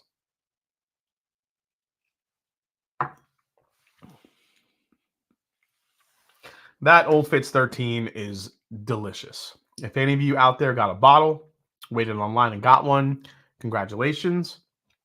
If anyone has an extra or know someone that's willing to sell theirs for a not stupid price, please message me. That thing is so stupid good. Damn, that is my profile. I don't have even any negative thing to say about it. It's just a beautifully well crafted bourbon. It is rich, even at 100 proof. The texture on it's velvety, it's sweet, it's a little bit fruity. It's not over oaked at all. The oak is there, but you never feel like it's like over the top. So yeah, that's delicious. Wow, dude. That is so good. All right. Man, as far as which one I like better out of these two, it's close. I actually, as much as I love this Michter's from last year, this Old Fitz, I think fits more my profile. You guys know I love butterscotch and toffee and a whiskey, and this has it in spades. Vanilla icing, a little bit of fruit. Like I said, the strawberry note starts coming through the kind of the strawberry starburst. There's a hint of like a savory aspect to it as well. It's so good. It is so good. Oh, I hate it. I hate that I love it so much. Son of a bitch. That sucks. So if I ever get a full bottle of it, I'll do a full review of it, and you will see me do all the fun B-roll with that bottle. And I just hate the lengths that I have to go to try to get one of those bottles. Damn it. So the Fitz or the single Rickhouse CNF. This release better than the 2020 16 year? That's a good question.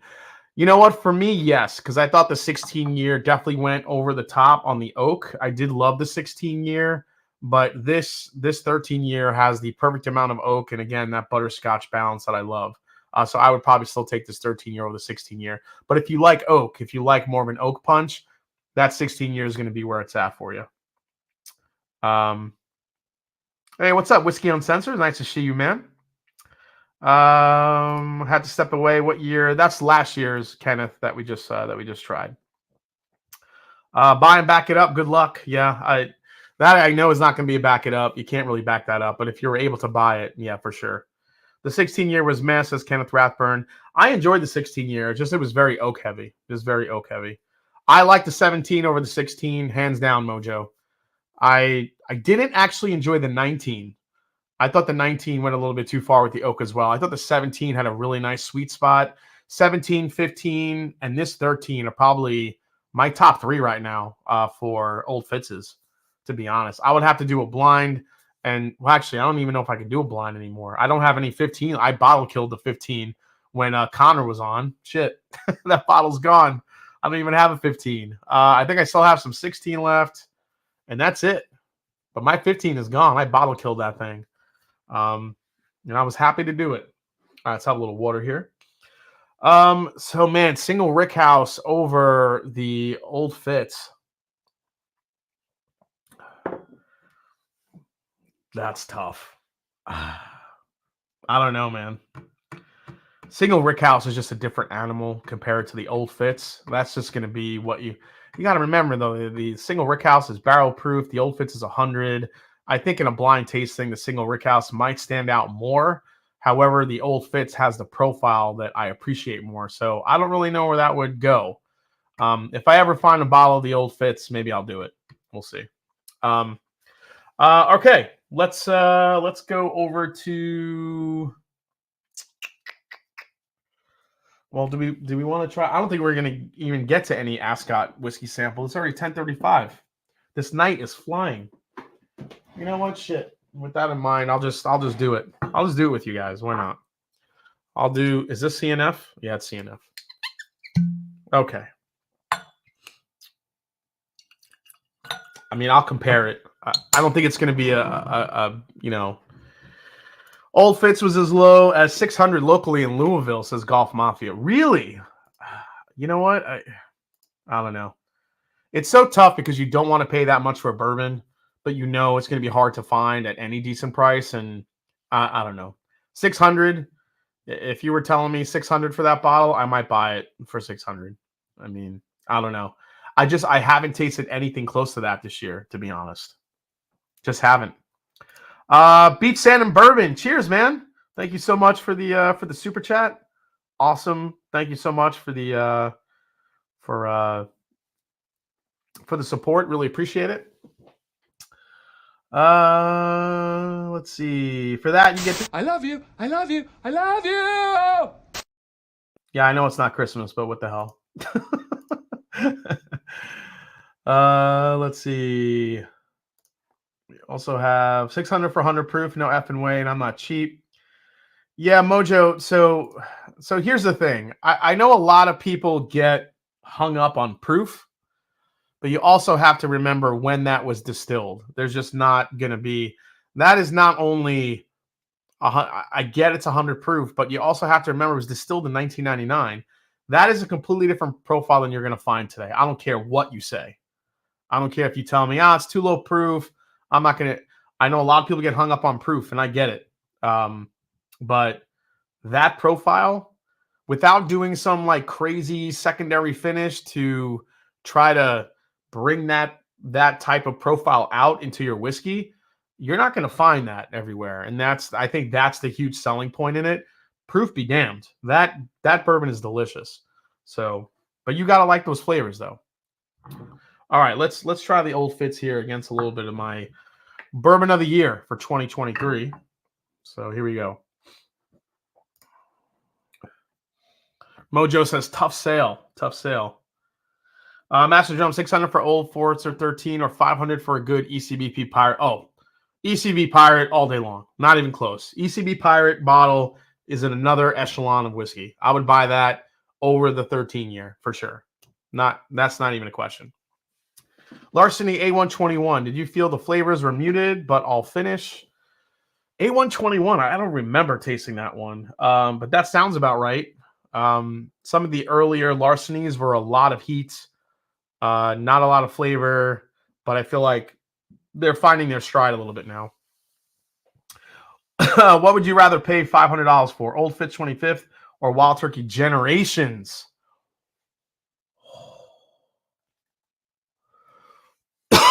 Oh my God, there's so many different comparisons I could do with this. Johnny 3 with a $5 super chat. What are the best sub $50 finished bourbons for us po folk? No one's ever done a video on this. It's actually a really good question, Johnny 3. That's something I would have to dive into. Finished. Probably, I love the Maker's Mark 46 cask strength with the French oak staves. I think you could get that for under 50, can't you? Isn't that a $40-something bourbon? That's a good question. Chattanooga port finish for sure. I would give that one there. Yeah, Sagamore. Those are all over 50. This little Ezra Brooks 99 tastes like peanut butter and jelly. That's $35. It's not bad. I would give that a go. Yeah, Yeah, the Penelopes are over 50. Yeah, that's over 50. That's over 50. Damn. That's a tough price point, actually, when you think about it. Is the A. Bowman port finish under 50? I'm trying to think. You have the Davies County lineup from Lux Row. I think they have a French oak, they have a sherry, and a port. I think those are under 50, if not close to 50. So that might be something worth looking at. The newer Jim Beam, I'm trying to think of Jim Beam up there. Yeah, Jim Beam has a double oaked that's actually pretty solid for like 20 something dollars, which isn't bad. Yeah, it's not going to blow your mind, but for a double oak product, that Jim Beam isn't bad at all. What else? Is the Elijah Craig Toasted, is that right at 50 right now? Elijah Craig Toasted is probably right at 50. Woodford Double Oak JG is like $60 here. I don't know where that is by you, but under 50 is tough. Maker's Mark 46 cash ranked was 99 the last two stores I've seen it. Oh man, $99. Wow. Wheel Horse. Yeah, Wheel Horse. Is it John J. Bowman port? Or is it Abraham Bowman or Isaac? Is it Isaac Bowman? Is it John J. Bowman port? I always forget the Bowmans. Yeah, Davies County, I would put up there. There's a few good ones. You just have to kind of do your research on it. Your prices, it's hard to find something finished for less than $50, to be honest. But there are a few that are out there. But some of the ones that we mentioned, you just might want to check that's near you for sure. Peerless Double Oaks is impossible to find here. Yeah, and that's not $50 either, I don't think. Michter's 25, says JG. Funny. Oh yeah, the Wheel Horse Sherry finish is about a $30 bourbon. You could definitely find that. What else? Yeah, man, that's tough. It's a good question though. I'm gonna have to take a deep dive in that and maybe do a video on that. All right, let's do this comparison here, and then we'll get into the scotches. We'll finish off the night with these Brooklottes that were so gracefully sent to me by Ethan and Katie Turk.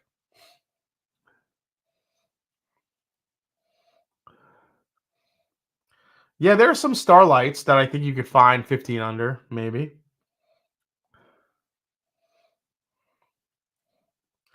For some reason, the old 46 cask strength bottles taste just a tad better than the new ones to me, but with all the private selects, why am I whining? Hey, Jason, would you go 400 on the CNF? 400's a lot. I'd probably go 350. I don't know if I'd go 400. I don't know if I'd go that high. I don't know if I'd go that high for the CNF. Beach Sam Bourbon with another super chat. He says, I have all the Larceny barrel proof bottles except B520 and C920, which I am currently hunting for. Yeah, dude, that B520 is actually really good. So hope you find one. All right, on the nose, again, the Old Fitz is sweeter. That old school butterscotchy cake batter, Mrs. Butterworth's, just all up in the glass. I can nose this glass all night. It smells that good. All right, but really it's about palate. Let me take a taste of the Russells here.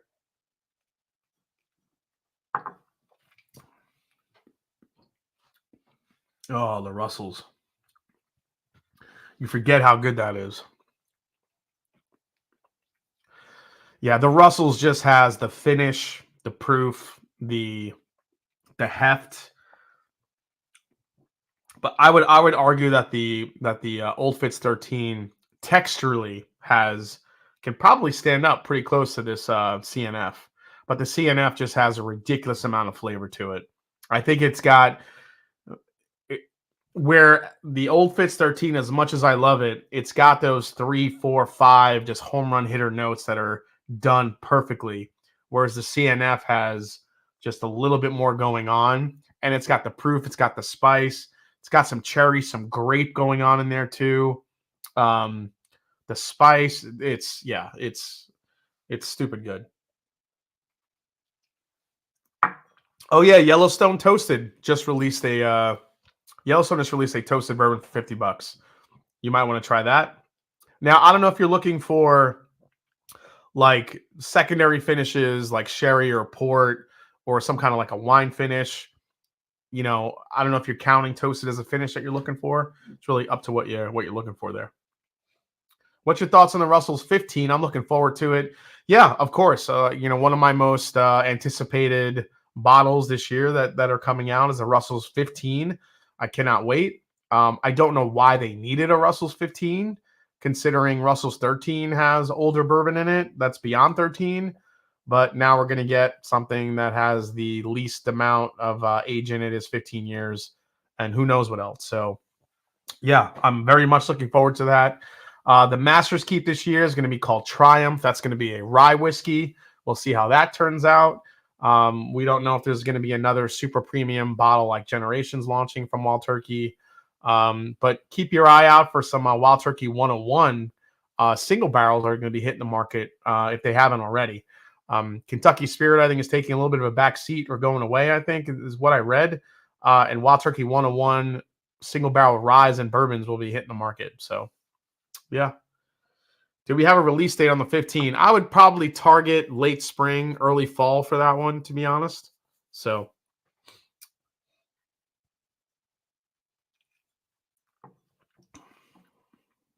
yeah, for me, it's the Russells. The Russells is just ridiculous. But this bottle is just, but this Old Fitz, it's just a different animal. Bourbons today don't usually taste like this, and that's what I love about it. So,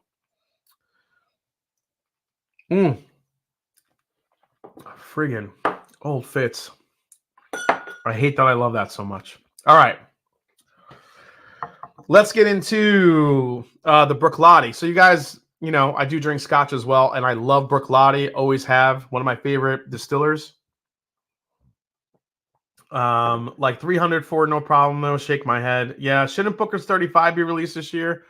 You would think, but I kept hearing rumblings of them releasing another Booker's Rye, but I'm not sure if that's happening or not. So this is the Bruichladdich 18-year single malt Scotch. This is an Islay whiskey. Should have a sense of place, of terroir that speaks of the land, the barley, and water from which it was made. The human soul that gave it life. This ultra-high provenance single malt whiskey is that vision realized. So this is... trying to see if this is all... is this all just ex-bourbon? This single malt has no... oh, no, I don't want to read that because it'll... I think this is all ex-bourbon. Judge on the color, that's probably all ex-bourbon. I don't see any dark sherry or anything like that. There's the bottle, guys, for the Bruichladdich. There you go. All right. What are your thoughts on the Penelope Havana rum cast finish to be released soon? I haven't tasted it yet, Beach Sand Bourbon, but rum finishes are popular. I think it was a matter of time till they did that. What's up, Darrell? Nice to see you, man. All right, before we sign off, what's going to be the question of the day? What do we got today, guys? Question of the day, top 5. What have we done? Top 5 cereals, top 5 cartoons from the 80s, top 5 sitcoms, top 5 Jordans, top 5 what we do. Yeah, so we've had some good ones. So put your suggestions for questions of the day as I get into this one here. So this Bruichladdich 18-year. Here we go.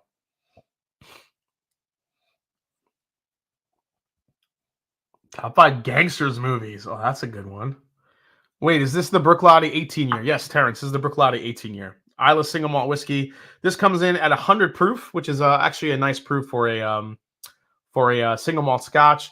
Everything that Bruichladdich does, guys. Bruichladdich is the how do I compare them? They are the I would say they're kind of like the Bardstown Bourbon Company of single malt Scotch. They are super transparent in anything they do. They give you where the barley was grown, where it was harvested, when it was used, where it was done, like everything. That's what I love about Bruichladdich. Everything's non-chill filtered, good proof point. Speaking of Bardstown Bourbon Company, I almost forgot, guys. This is going to be the new Discovery, series number 12. I don't know if anybody caught this yet. Bardstown Bourbon Company, series number 12, 115.2 proof. And the best part, you guys will be excited. Check it out. This is a blend of all Kentucky bourbon. 75, 13, 12. Coming in on the top, 48%. That's a 14-year bourbon. Then you have a 10-year of 29% of the blend, 78, 10, 12. That is some Schmevin Schmill. Then you have 15% of another 10-year at 78, 13, and 9. And then you have it finished off with Bardstown Bourbon Company's own 6-year whiskey. And that's their 4-grain, their corn, rye, wheat, and malted barley mash bill. From what I've heard, this Bardstown Bourbon Company Discovery is stellar. So I cannot wait for this. And this just kind of, I wanted to bring this up because last week we talked about bourbons that people aren't buying anymore.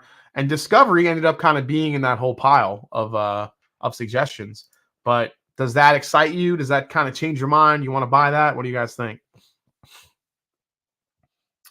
Lily wants to know top 5 Bulldogs, and she is watching. MJ, so yeah, Lily would be, so Lily would hold the top 4 spots, but the number 1 would be my boy Max that I had, back in the day. He would be my number 1 Bulldog, and then Lily is 2 through 5. How's that? How's that, Lily? Top 5 Nancy Fraley collabs. I like that. Who's that third mash bill? I think it's Beam, but I'm not sure. Oh man. Wow, this is fantastic on the nose. This is pure caramel apple, cinnamon. This is caramel apple, cinnamon pie in a glass right now. A little bit of a dark fruit note here too. That's good. Top 5 movie one-liners. Top 5 lists. I like that. What about my Leo, Sadie, and Loki, says James Lay. They need Bulldog love too. I've never met them, James, so I can't say. I don't know. Jason, what was the oldest spirit you were able to taste at Dwayne's? Says Josh Fritz. The oldest was that 25-year Springbank. I mean, he had older stuff, but that was the oldest thing we tried. Favorite non-colored scotch? Probably Bruichladdich. Ooh. Yes. So this gives you a ton of apple, berry, cinnamon. You get that really nice barley note, kind of like a toasted, like burnt toast almost. That barley note that comes in on the very end is just insanely good. A little bit of oak here, being 18 years old. Man, coming off a bourbon, you really get to kind of take in these flavors here. I'll do a full review on this, full video for these 2 bottles because, I do want to take a deep dive on this without trying anything else. Yes, that's Wild Turkey Mash Bill in 14 years and HH second. Yep, says Nick B. Gold label, top 5 bottled and bond whiskeys. They had Springbank 25. Top 5 high school memories. That's kind of an interesting one. Top 5 high school memories. Man, there's some bad memories mixed in there too. But top 5 high school memories. Throws pipe through guy's chest off some steam. Jason, what was the yeah, always wanted to try disco. What about my top 5? MJ says fair enough. Top 5 Transformer combiners. Jared, that's a good one. Top 5 songs from high school. Top 5 songs from high school. Hey Jason, is the Port Perry Perry worth the dough? I rewatched your comparison video and I've been thinking about picking it up. Terrence, yes. Get the Port Perry Perry if you can. It is Midwinter's Night Stram on steroids. That's right. Top 5 vacation spots. Top 5 disappointments of being a Mets fan. James Lay, shut up, man. I'm about to kick your ass out. Money isn't a factor. Top 5 bottles you get. Money isn't a factor.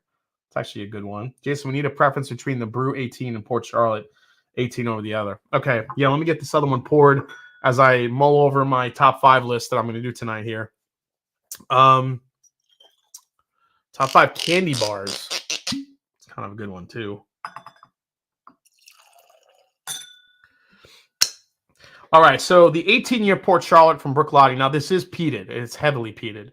So if you don't like peat, stay away. If you like more fruit forward, honey, citrus, apple, caramel, that's where the Brooklotti is going to come in. A little bit more bourbon forward here on the Brooklotti 18-year. This is going to be a peaty beast, I think. So we'll see. Top 5 cat videos.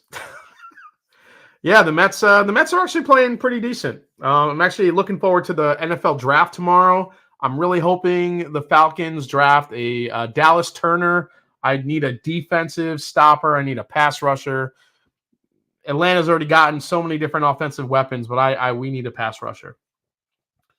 How do you spell? I can't see the bottle. So that's the Port Charlotte. Let that focus in. There you go. 18. If anyone's actually just looking to get into Scotch, the Brooklotti Classic Lottie, which is a bright turquoise tin can, is a great place to start. That's how you spell it. Let me move my hand. There you go. Brooklottich. It looks like Brooklottich, but it's actually pronounced Brooklotti. So, and the Classic Lottie, which is this like bright turquoise tin can, is an absolute stunner for bourbon drinkers to get into Scotch. It's got a multiple different types of finishes on it. It's delicious.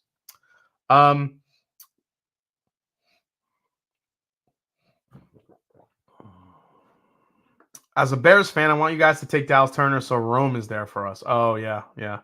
Mets, it will end. Top 5 T-shirts. Top 5 tequila. I don't know enough tequilas yet, Beach Sand. I don't. You think Atlanta will draft no, they don't need a wideout. They won't draft unless it's Maserati Mar falls down to number 8, which ain't gonna happen. Yeah. Top 5 big league chew flavors. Top 5 spirits that aren't whiskey. The Brooklotti 18 is not peated, but the Port Charlotte is. The top 5 things that prove that you're from Ohio. Yeah, I don't know how I would do that. Top 5 games that you've watched, any sport. That's a good one. That's a good one. I like that tonight. I think that's where we're going to go. Being that we're talking about the draft tomorrow. All right, top 5 games that I've watched every sport. I already know number 1, so I have to kind of, ease into that one. I think I know number 2. What's going to be my 5, 4, and 3, though? That's the question. Let me think about that while I taste this Port Charlotte. All right, the Port Charlotte 18. Man, that is deep.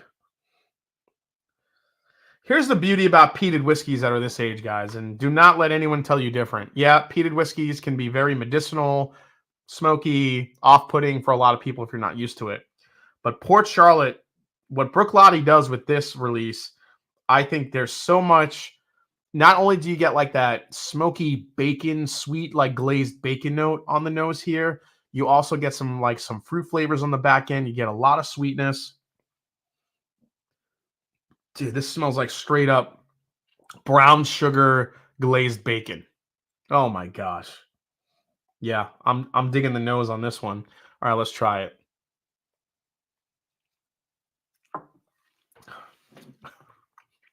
Brian Tracy, softball, lacrosse, and curling. Yeah, exactly. Oh, damn. Yeah, I like this better over this one. Holy shit. This thing is a punch in the mouth. Damn, that is good. Very layered, though. You get a lot of smoke up front. I'm not going to sugarcoat it. We're not hiding it here. This is a lot of smoke on the front end. But as this opens up here and as it hits the mid-palate, again, that brown sugar-coated bacon gets into the mid-palate, finishes with more smoke, doesn't get overly medicinal or cigarette ashy like Lafroig does to me. Lafroig is probably my least favorite peated whiskey because I just think it's got too much like cigarette ash in it. Holy crap. Patriots Super Bowl comeback over the Falcons. Screw you, Ricardo. No. That would have been my number one, but yeah, that ended very badly. All right, let's all right, so let me go here. Number five. Number five, I think, would be when the Giants ruined the Patriots' undefeated season. You know, Eli Manning freaking somehow escapes, heaves it, the catch, the helmet catch. That is probably number five for me. Because you know what? Because also, you know, when you watch sports like that, you got to think of like the environment you were in. And I was with all my friends watching that game, and it was epic. Oh my gosh, the helmet catch. That would probably be number five. And plus the fact that they took out Tom Brady and the fucking Patriots, that made it even better. So, and it ruined their perfect season. All the 72 Dolphins were like dancing in the streets because it kind of ruined their season. It kind of saved their perfect season too, which was kind of funny as well. But yeah, Tyreek Hill, man. The helmet catch, unbelievable. That was probably number five. Number four would be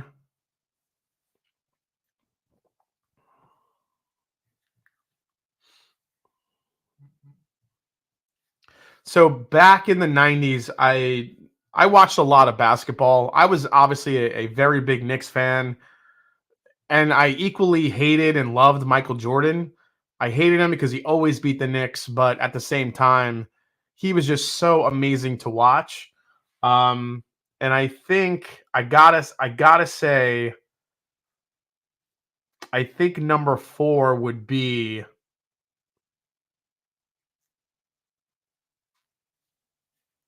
number four might be the Jordan flu game because I watched that live against the Utah Jazz.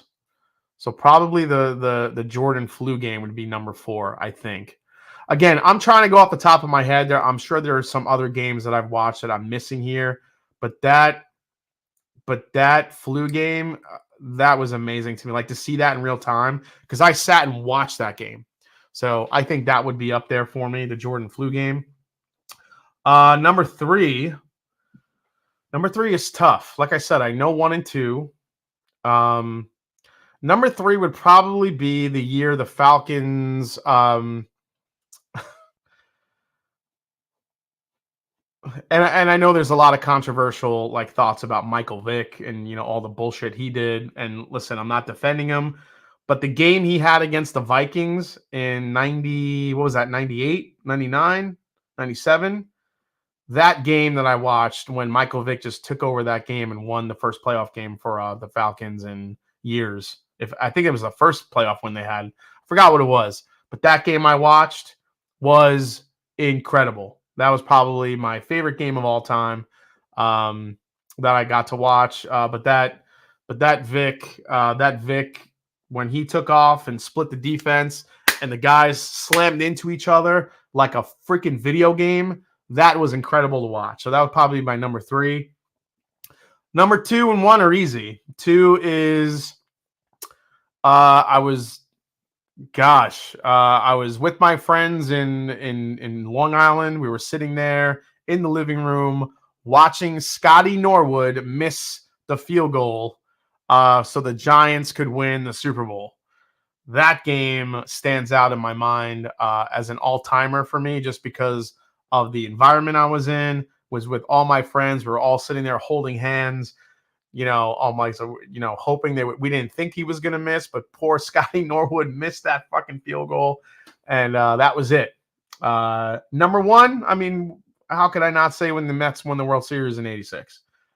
I was young, but I was a huge Mets fan when that happened. I will never forget exactly where I was, when it was, and everything that happened after the fact. Unfortunately, in 87, Fred Cashin, the general manager of the Mets, completely dismantled the team, and they were never the same after that. 86 was a special year, and that's it, man. That's it. That is my But I mean, so many other games you could kind of call out. The Leon let the fumble in the end zone. Leon, let it be. And with when he dropped that in the end zone, holy shit. Tiger Woods winning the Masters a bunch of times. Some of the amazing shots that he put on.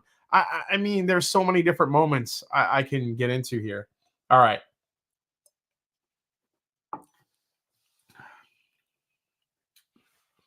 This Port Charlotte 18, I will be purchasing. This has got the smoke, the bacon, the fruit-forward components to it that really give it this just super rich texture and mouthfeel. That is an incredible whiskey. The Bruichladdich, this one's good. I don't think you know what? If this had a secondary finish on it, maybe a little bit of a sherry note to it. I like when there's ex-bourbon and ex-sherry and scotch. When it's just ex-bourbon, I drink enough bourbon. I want something different.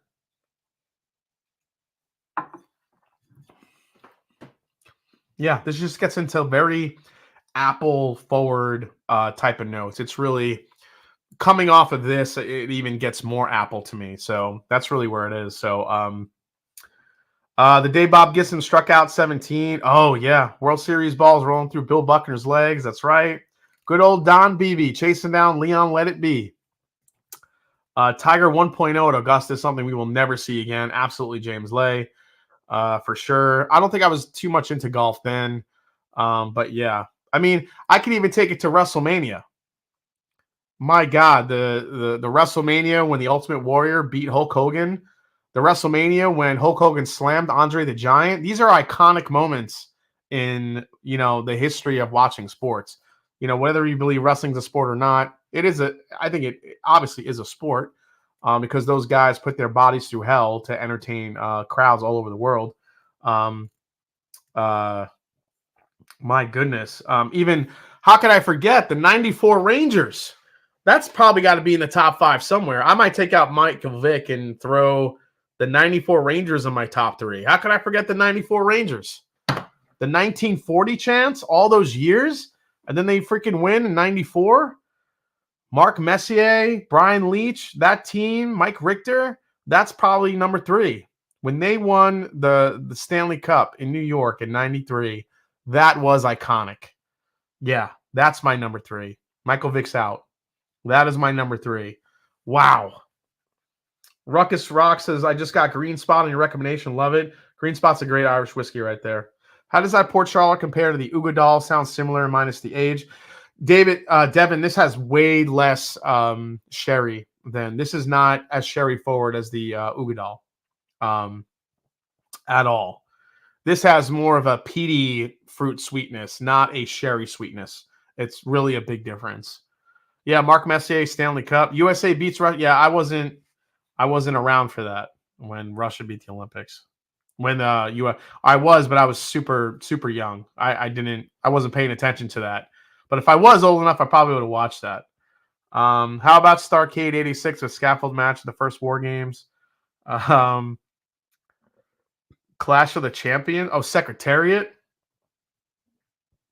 Oh my God, Wrestling Undertaker versus Mankind Hell in a Cell match. I mean, these are iconic moments. You can't even, oh my gosh. PC 18 versus Frog Cast Strength. Kenneth Rathburn, what's Frog Cast Strength? The Braves in 95, fuck the Braves. And Red Sox in 2004. Listen, when the Red Sox came back and beat the Yankees, when they were down 3-0, that was one of the greatest moments of my life. I'm not even a big Red Sox fan, but I hate the Yankees that much that I enjoyed every minute of watching the Yankee fans just cringe because that was tough to watch. My mom, who's one of the biggest Yankee fans on the planet, I saw her melt into the couch behind the pillow. It was rough. Lafroig. The shot Jordan versus Cavs. Yeah, I wasn't watching Jordan back then yet. I didn't get into Michael Jordan until like those games against the Knicks became really heavy. I worked for the Red Sox 90-92. Oh, Ruckus Rocks. Wow, that's cool. Holyfield versus Tyson ear-biting match. For sure. That was iconic. I remember actually watching that. I think my friend had that on like the pay-per-view, and that was the thing, and we actually saw that happen. That's crazy. Wait, your mom's a Yankees fan and you're a Mets fan? How did that happen? Says Terrence McDermott. My grandfather, he got me into the Mets growing up. And, you know, in the 80s, the Yankees were terrible and the Mets kind of ruled New York. So I latched on to Darryl Strawberry, Doc Gooden, Keith Hernandez, all those players because they had so much personality. No one was really talking about the Yankees. So unfortunately, I became a Met fan. If I was a Yankee fan, I'd have a much easier life as a sports fan. But yeah, that's basically what happened. And I lived in Queens for about 15 years. So before I sign off here, guys, and I don't want to get too emotional. I lost my aunt Renee yesterday or the day before. She was the only connection I had to my dad's side of the family. And yeah, she will be missed. So everybody just raise your glass to my Aunt Renee.